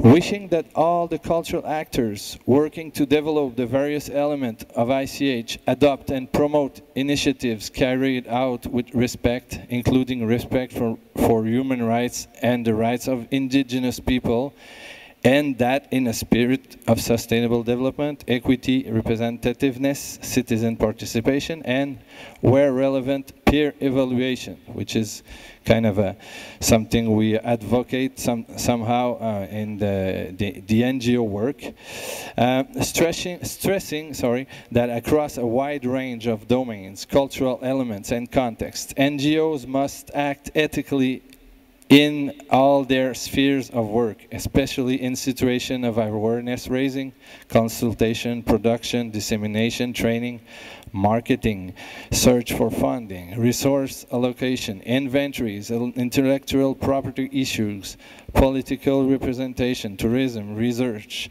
museums, archival and documentary, web presence and collaboration with states, including in the context of the preparation of periodic reports and measures of impact related to the overall result framework of the Convention, reiterating the desire expressed by the ICH NGO Forum to collaborate with the 2003 Convention and its various bodies in strengthening the ethical principle of the said Convention. A bit down, please. Thank you. Accepting the invitation of the Intergovernmental Committee of the 2003 Convention to accredited NGOs to participate in enriching, sharing information, monitoring and contributing to the updating of the online platform with ethical tools for the safeguarding of the intangible cultural heritage. Affirming that the ethical principles of the 2003 Convention can assist NGOs and all stakeholders who act both within and with them, particularly staff and administrators, whether on a paid or voluntary basis, and that these principles can act as a complement to other types of codes of conduct and existing ethical instruments to prevent and manage certain conflicts or tensions, or more broadly to guide action, reflection, or decision-making. Recognizing also that some NGOs themselves embody communities or groups of tradition bearers, particularly associations that include practitioner members.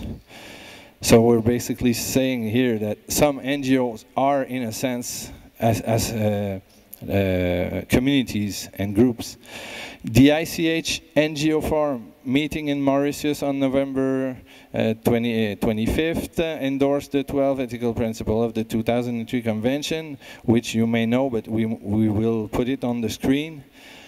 Donc, vous êtes de toute façon censé connaître, évidemment, ces principes à la base des actions respectueuses de la Convention.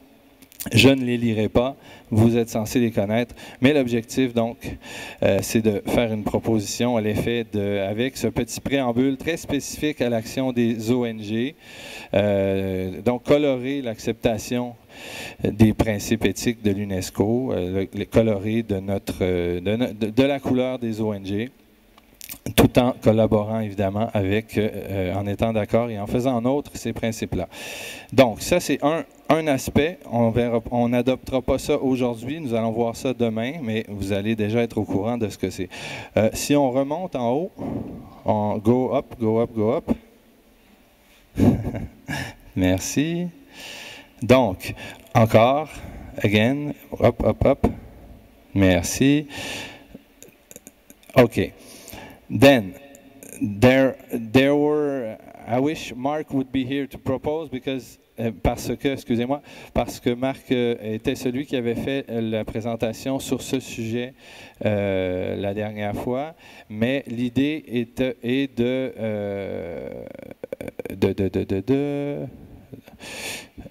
Pardon? Oui, demain il sera là. Oui, demain Marc sera là. On pourra présenter un peu plus en détail qu'est-ce que ça veut dire. Mais dans le fond, ce qu'on dit, c'est que donc le comité intergouvernemental a demandé au secrétariat de réaliser une plateforme en ligne qui inclurait notamment des outils éthiques. Donc nous, ce qu'on propose en gros, là, c'est de collaborer dans la réalisation de cette plateforme en ligne-là avec différents outils qui existent en partie probablement chez d'autres organisations internationales, là où il n'existe pas sur différents sujets éventuellement en créer ou en adapter. Bref, que les ONG collaborent activement à la création de cette plateforme-là. On en reparlera demain. Est-ce que c'est tout? Y avait-tu d'autres choses? C'est tout. Voilà. On en reparle demain, merci. Maybe just to add to what Antoine has told, this serves as an introduction. It will be on the agenda tomorrow for the general meeting to discuss. And the agenda is ready in our email boxes now to send out, and we will add the document that Antoine just proposed in both languages, in English and French, so that you can have a reading. Also, next to all the other presentations which we will circulate. But for that, it is important that all of you who are here and who want to share in the reflections and the discussions, register on the forum's website. So for those who did not yet do so, please do, because then we have all the emails of the people we should circulate it to. So if you did not yet register for the symposium and for the activities of the forum, do it. Then after the meeting, I will send out the message.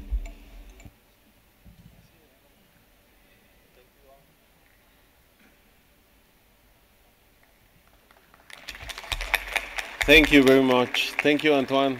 It was very interesting to hear such important topic, and especially these efforts to participate with the platform. Looking forward for it tomorrow. Are there any questions in the room concerning ethical? No? Ethical principles? No? Yes, Christian?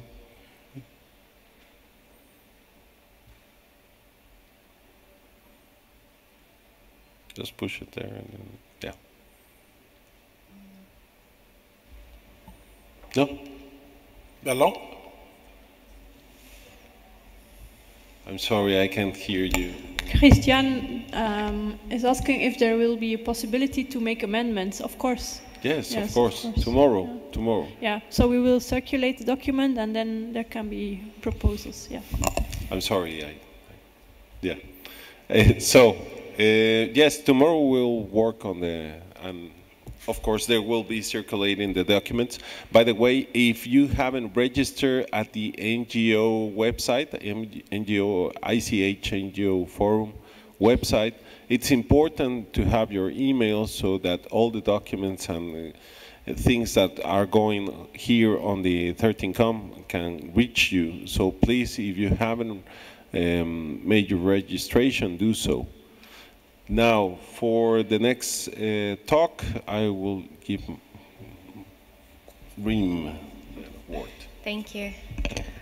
Okay, well, our next presentation is about NGOs sharing safeguarding experiences. Now, sharing our experiences in safeguarding ICH is very important for us to learn from each other good safeguarding practices.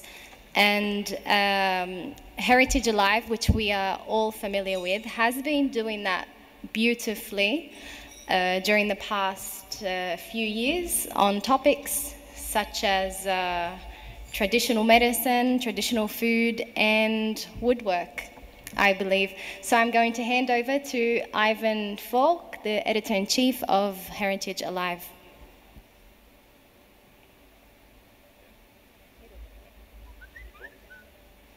This one, okay. Thank you. I am happy to be here, to be invited, and I will talk about the role of NGOs and safeguarding experiences. I have written a paper, which I think will be distributed at some point, or, yeah? Good. So, next slide, please.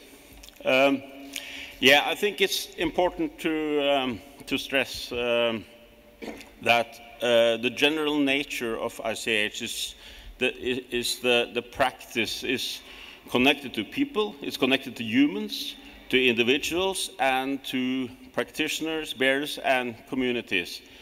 So, and I think that, it has been, as has been mentioned before by previous speakers, but the importance of the term community in the convention is really important. It's mentioned not less than 29 times just among the 5 questions at the representative list, where you are in the form at the representative list. So this shows the importance of the community's role in the convention. And I think this is one of the main reasons that the NGOs will have a crucial role in the convention and should have a crucial role in the convention, because we are the one who are in the field working with the practices, with the communities, and directly with the bearers and the practitioners. And because ICH is something vibrant, something that is concrete and alive, and it's not just an abstract element on a list. It's not just something on a paper, but it's something that is alive and among people. And this is where the NGOs has a different role, significant different role, compared to the state parties, for example, and to the Secretariat of UNESCO. This is why the NGOs are so important. So the idea behind the work with, among other things, but Heritage Alive, for example, is that we could create a platform for exchange of experiences among the NGOs, where we could share experiences from the field. It could be good experiences, bad experiences, and it could be for inspiration, to learn from each other, and to share methodology and so we could improve our work and learn from each other. Next slide, please. So this was the basic idea behind why we established the Heritage Alive at the 9th Com in Baku. And this is the happy family. This is the first, well, I'm not sure if it's the first, but this is because this picture is taken in Windhoek. But the picture is from Windhoek, and it's from the 10th Com, and it shows the editorial board at that time. Among these members, I can see that Jean Roch is not longer with us, unfortunately. But most of the other people attending on the picture, they are still working in the board. Jean Roch passed away, unfortunately, last year, but he did a great job. But we started with establishing an online journal because it would be a platform where we could easily share our experiences. And it shouldn't cost too much, and we started to get in articles from the NGOs, and it should not be necessarily academic papers or something. It could be easily accessible to write and to share the experiences from the field, and we have done that since 2012. Experts and NGOs has been sharing articles on our online webpage, and from different parts of the world, from all the regions, and covering a huge range of different domains or issues and themes. And I think I have to like to thank the editorial board because it has played such an active role. We had a lot of members. I mentioned Jean Roch, but there's also a lot of other members of our editorial board who has done a really great job. And I think it's a wonderful thing about internet that we can actually do this and perform this work sitting in Uganda and in India and all around the world, and we can help each other. Like Ananya is covering. She's a great helper from India, but also others. So I think I would like to thank very much the editorial board, because without being such a vibrant group that think this is important, it's very hard to do this important work. So next slide, please. So then we discovered that we should maybe concentrate on such special themes, and there was a suggestion.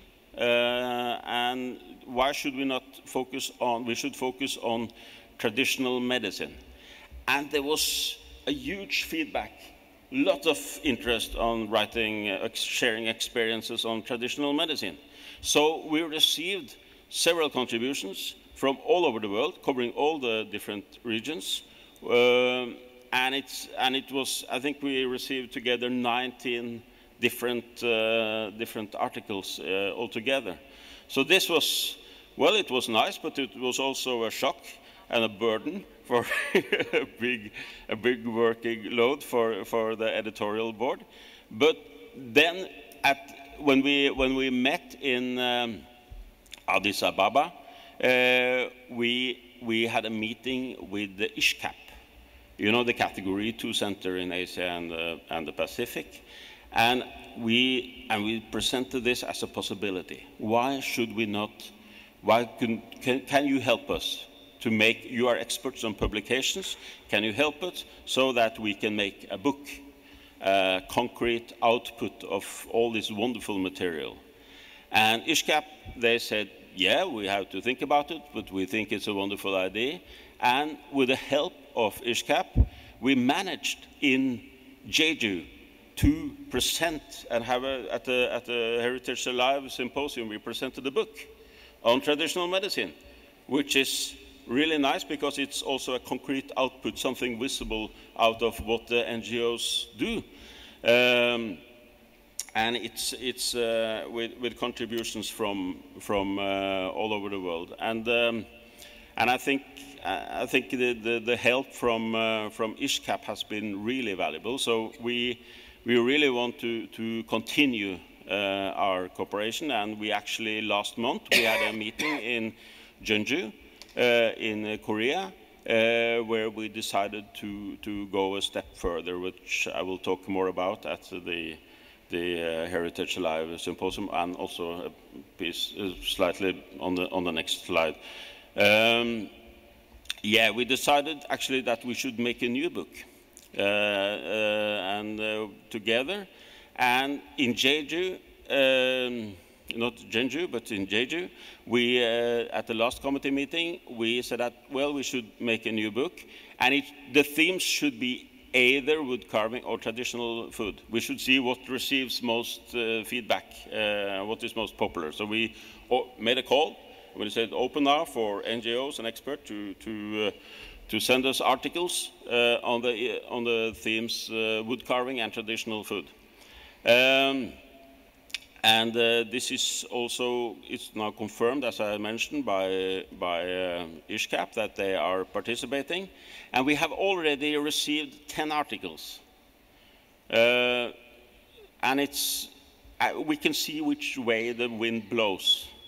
Because 9 articles is on traditional food, and 1 is on wood carving. So, yeah, I think we will end up with a book on wood carving. No, I was joking. It was just to see if you were following me. No, probably there will be a book on traditional food, and we still have the opening for more articles. And I think some of these articles are so good, and you can look forward to this. But there is still an opening for more articles. And I'm in dialogue with some of you that have said that you want to contribute, but you have not yet written or finished your articles. There will be an absolute deadline on the 1st of May 2019. Absolutely deadline. So that is the last. So now I mentioned that. And the book is going to be presented at the 14th COM.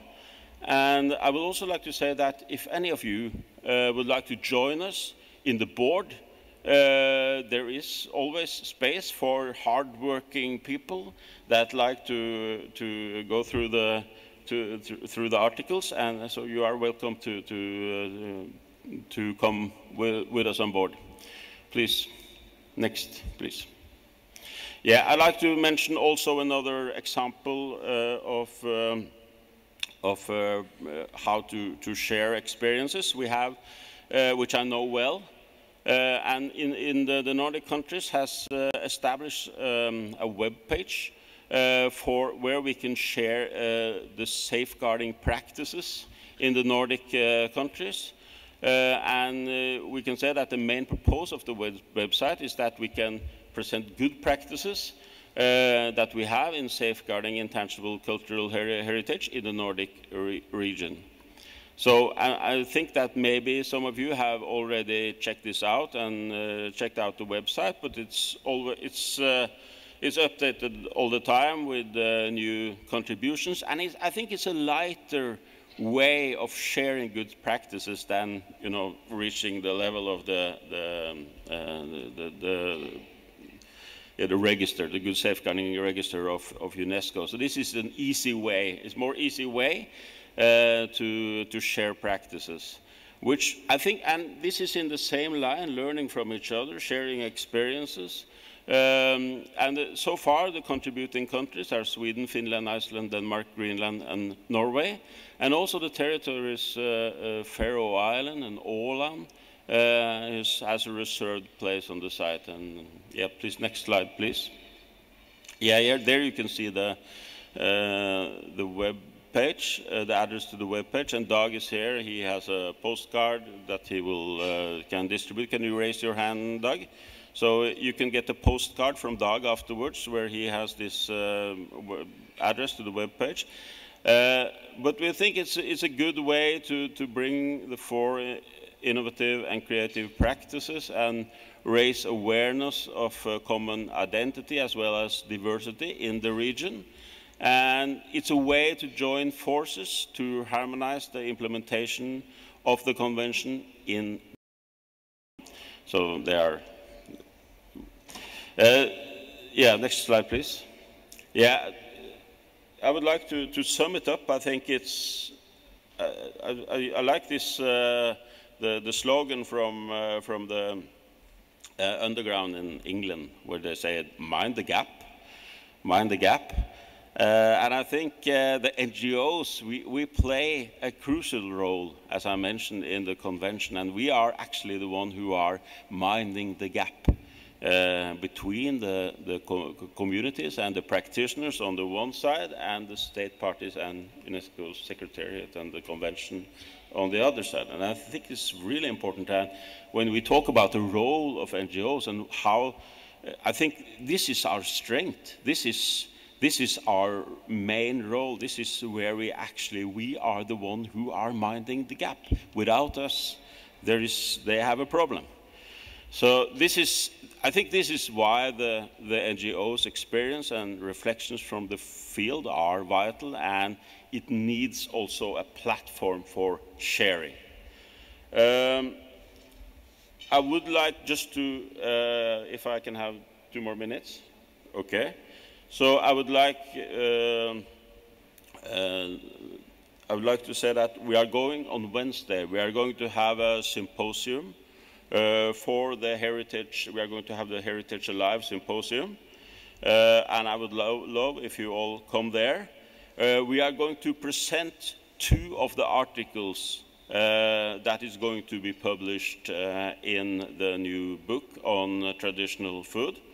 And it's going to be, the presenters are Valentina Zingari, which are going to present her article on alpine communities and their food heritage as ICH. And there's also one article from Hari Shim that has already been presented on the webpage that you can go and have a look at, which is on the really interesting issue: how do North Korean immigrants recreate their authentic taste of home that they never had? And this research is done in Malden, UK. So I think this is a wonderful opportunity to get a taste of what we are going to present in the book. Well, thank you very much. Thank you, Ivan. Such a nice presentation to see how Heritage Alive, and I mean all of you, the whole team, how you really are raising awareness of cultural diversity and sharing good and bad practices, as you said. I absolutely agree that we are kind of minding the gap in a way, and I think that's a point that Joreen touched on in her presentation, where our value is in not just how close we are to the communities, but in our exact position in between the community and the state parties, the policymakers. So no doubt we are playing a very important role. I do have a question, though. You mentioned that since 2012, Heritage Alive has been publishing articles online and NGOs have been contributing. It wasn't until last year that an actual publication was sent out or distributed with the help of ICHCAP. That's probably another point, how sometimes the promotion of ICH safeguarding is restricted in terms of funding and things like that. But did you find that the actual printing of a hard copy of the publication, did it have an effect on, let's say, how many contributions you got afterwards, or any follow-up projects? Or do you find it's kind of the same if it stayed as an online journal or no, a printed publication? Yeah, I think that is a good question. I think I think the first wake-up call that we had was for interest for contributions was actually the theme. The first one was the theme that we had on traditional medicine. And when we had the theme traditional medicine and we launched that and we presented that, there was a lot of interest. And from there, when we decided to publish a book, the interest was increasing. And I think one of the reasons behind all the articles that we have received now, I mean, it's 10 articles, or is that people.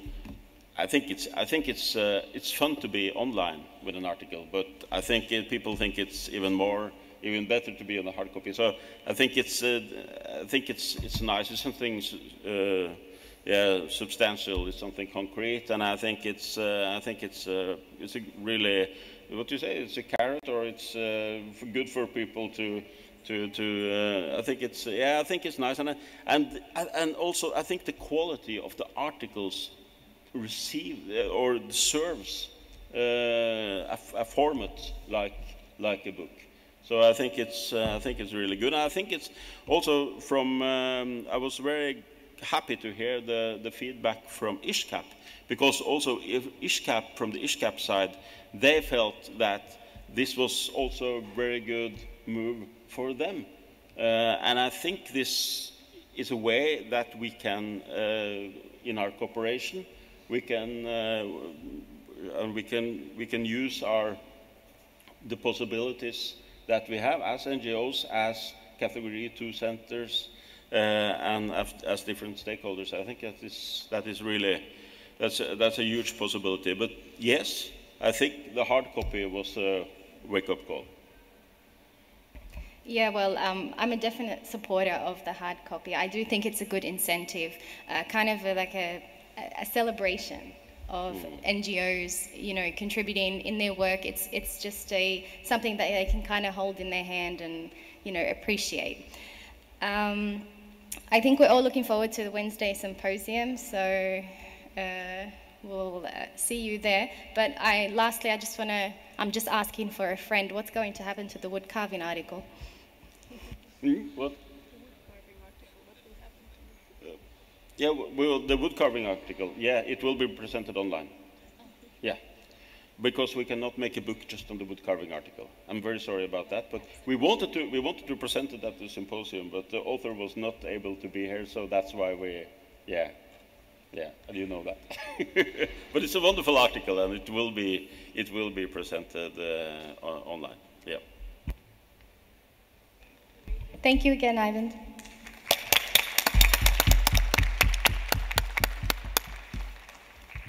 So let's move forward. We're on time, which is wonderful. So now let me introduce Professor Soon-Shiol Park from the Center of Intangible Cultural Studies. He's the director of ICH Archiving, and he's professor of computer engineering at Chonbuk National University from Korea. Thank you, Professor. Thank you, George. During the Jeju workshop for NGO capacity building in 2017, NGO network was reconsidered in the region, Asia-Pacific region.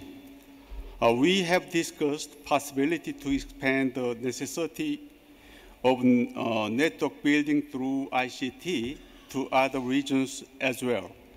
In particular, the web ICH inventory system would be used in a decentralized way of communication and networking for safeguarding ICH. It also broadened its use as a variable tool that helps various researchers and promoters in the field.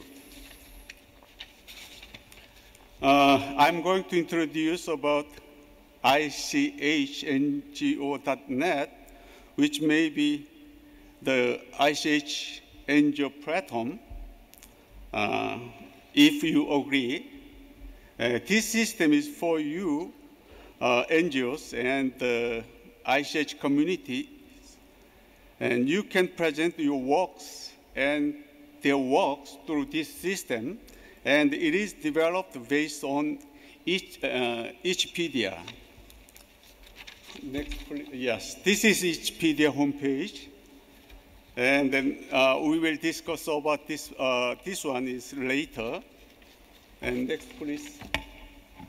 And this is main page of the ICH platform.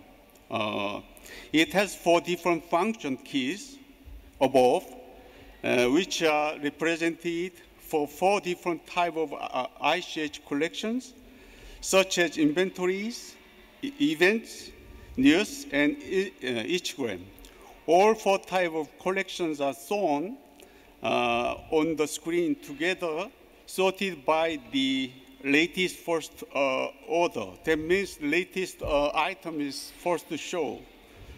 On the right hand of screen are the search windows and calendar function key, and the link of ICH NGO Forum, and the link of ICH shopping mall. We developed a shopping mall for the ICH holders there, and a CGI link, so on. This is inventory page, and the inventory data are also sorted by the latest first order, and those data are just the samples. We have just only 3 because this is just sample in order to test the system. The right side is one of inventory data, Falcony, which is one of UNESCO representative, the ICH list. Its structure includes multimedia data and its descriptions and its venues on the web world map. The metadata of descriptions follows UNESCO description models. So this, the description structure is all exactly the same as UNESCO model. The structure of events, news, Instagram are almost similar, but a little bit different. For evidence, dates of evidence is very important, and the event structure includes the dates when the events will start and end. For the news story is important, which can be represented by text. For Instagram, it is include one image or several, like Instagram, with or without the description. We applied this property when designing system.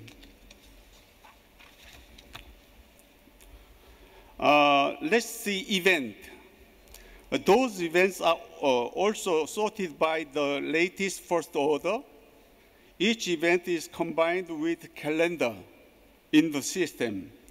The events are appeared in the proper data box in the calendar as a bar type.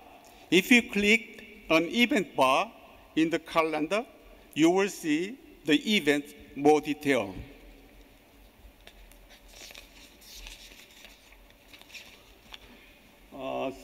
The search functions. These show the search function process. In this case, the search function word is falcony, and the keyword is highlighted as red character in the search data. Next, please. The ICH online shopping mall, we developed that one also, but it's Korean version, but you can use international version too.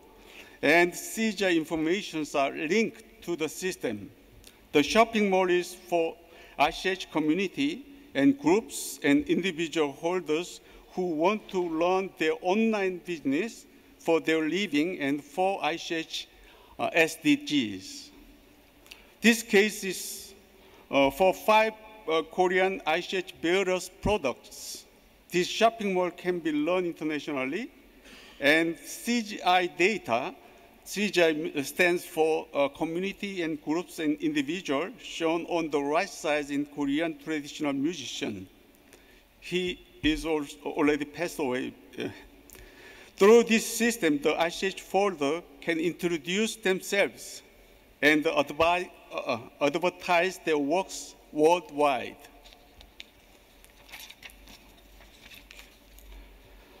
This is login and sign up processing. This screen shows how to log in and sign up process. We need, for writing some the contents, we need password and ID. But even though you have if you want to get the logon ID, you must be one of the member of NGO or the CGI. This shows the data upload process. Left is input form to upload each inventory data. Right is for events and news and each gram. Though we have only 2, the input forms is very simple. You can upload your data very easily. Our hardware server is located in Paris now through Amazon Web Service. We plan to add 2 more servers at United States and Korea in the near future. Okay. Next, please. This system provided for everybody to read the data, but uploading data is limited. Sign-up users can upload data to events, news, and each gram, but not for the inventories. Only authorized user can upload data to the inventories. For this, we use simple database technology now, but we also can consider blockchain method for this. However, the blockchain costs very much money. We are now web design, the future work for ICHNGO.net. We are not web designer experts, so we need some people who is expert for web design. We have to consider better UI and UX. That means user interface and user experience design for our system. For system stabilizations, we need to discuss about and work more for the systems OS, now we're using Linux system, but sometimes we have to consider Windows or the Mac, and web browsers, Android or iOS for smartphone, and metadata standards for each inventory system. Also, we need to consider whether we use blockchain to get the authorization to write data in inventory category. Yes. As concluding remarks, I would like to sum up the meanings and scopes of my presentations. First, ICH board is simple. ICH NGO net is very simple and easy access for every NGOs. Second, it is democratic management for NGOs because everybody can access that information. And yes. Third, no competition for inventorying of lists. UNESCO list has made a big contribution to safeguarding ICH. However, the listing turns out to be very competitive. Fourth, it is inclusiveness of information. Fifth, it encouraged cooperation and networking among NGOs.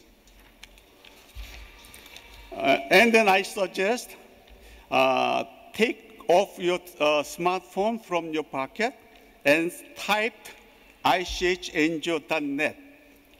Now, let's type ichngo.net in your address window of the browser in your cellular phone and see what happened in the past and what will happen in the future in each related works. And sometimes, why don't you upload your ICH works into each NGOs.net? Thank you very much.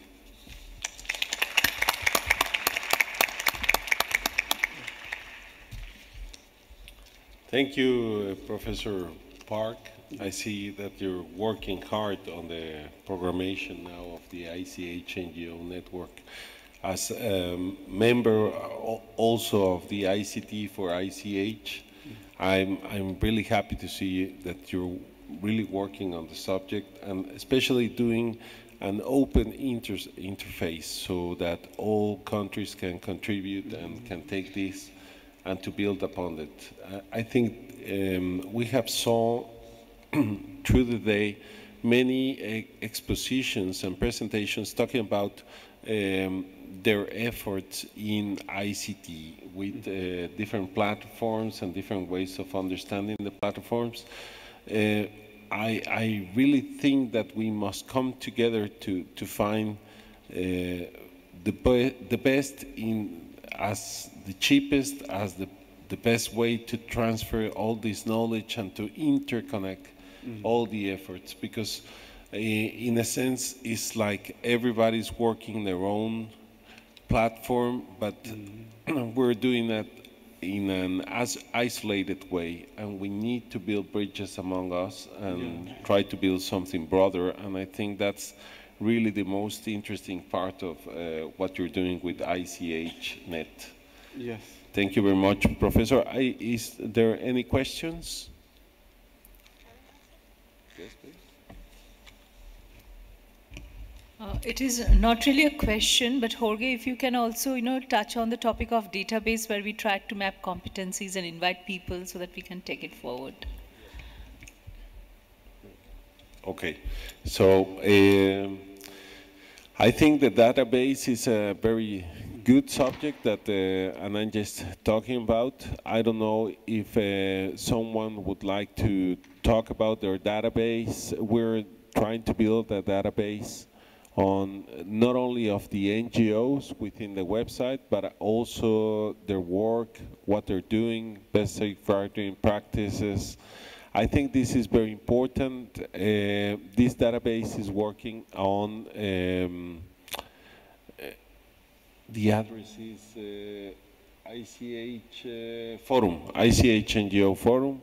It's the website for the steering committee. This is where the activities are happening from all the steering committee activities are announced, so you can check it out. I think what Professor Park is complementary doing is something that helps builds up all this information. I don't know if there is something that you would like to address specifically from the database, Ananja. Maybe I can add to it. Actually, for a few years, we had this idea on the roles of NGOs, and that the accreditation system does not give enough possibilities to document competences of the different NGOs, and then we have been starting to think to have a database ourselves that is complementary to the database of the Secretariat, where the information of the accreditation is already online on the UNESCO website. We came up with a proposal a few years ago, but then the UNESCO website itself would be renewed, and it was better to wait. And I think we all feel and see that it's coming up. Last year there was the idea of having regional networks, and then there was also the proposition to have this ICH NGO net. I think the time is really ready to try to integrate all things now. We have the Forum's website where forum activities are announced, but this is not a good instrument to accommodate other needs and potential that we are ready for to take the step now, and that we have just seen in the presentation of Mr. Park. There's many more possibilities to link on an international level the things. On the other hand, there is also still the question of documenting the competences of the NGOs themselves, which we should really do in a dialogue with the UNESCO Secretariat, so that the systems integrate one to the other. So we have many parts now, and also the system of ICH NGO net would be very helpful for the regional networks, because then they can start communicating their own activities among each other and get more easily have the overview and get in touch and so on, which is not possible now with the Forum's website. So there's a lot of possibilities, but also some work to further make it complementary and integrated. Yes, and you know, it's very interesting because we were talking about it with the meetings. We need to open more participation for the organizations, in a sense that we have clear emails. For instance, we have a database of over 1,000 emails, but there is only 176 organizations. So I think we have some extra emails on the database, which is not bad. But the idea is that we really know who are the accredited organizations and the people who's working on them, so we can make an effort to try to build something with the people that's actually in the organization, and that we can build with them the information. Because I think the main thing about all these tools is that we need to use them. So they're open tools and they're made for you, and there's a lot of people sharing their time and their effort, and it's open so that you take advantage of it. And if you need some extra thing, you know, specific for your region or your NGO, I think it can be developed. But the most important thing I think we can take from this is we need to participate and be more active in this collaboration and this talking among us. So this can be, we can build something as a whole group of accredited NGOs. So that's it. So just something else, Professor? Yes. Actually, for this work, George helped us a lot through email, and thank you very much. Okay. Yes. Also, why don't you take off the smartphone, cellular phone, and type ICHNGO.net? Okay. Okay. It's okay? Thank you.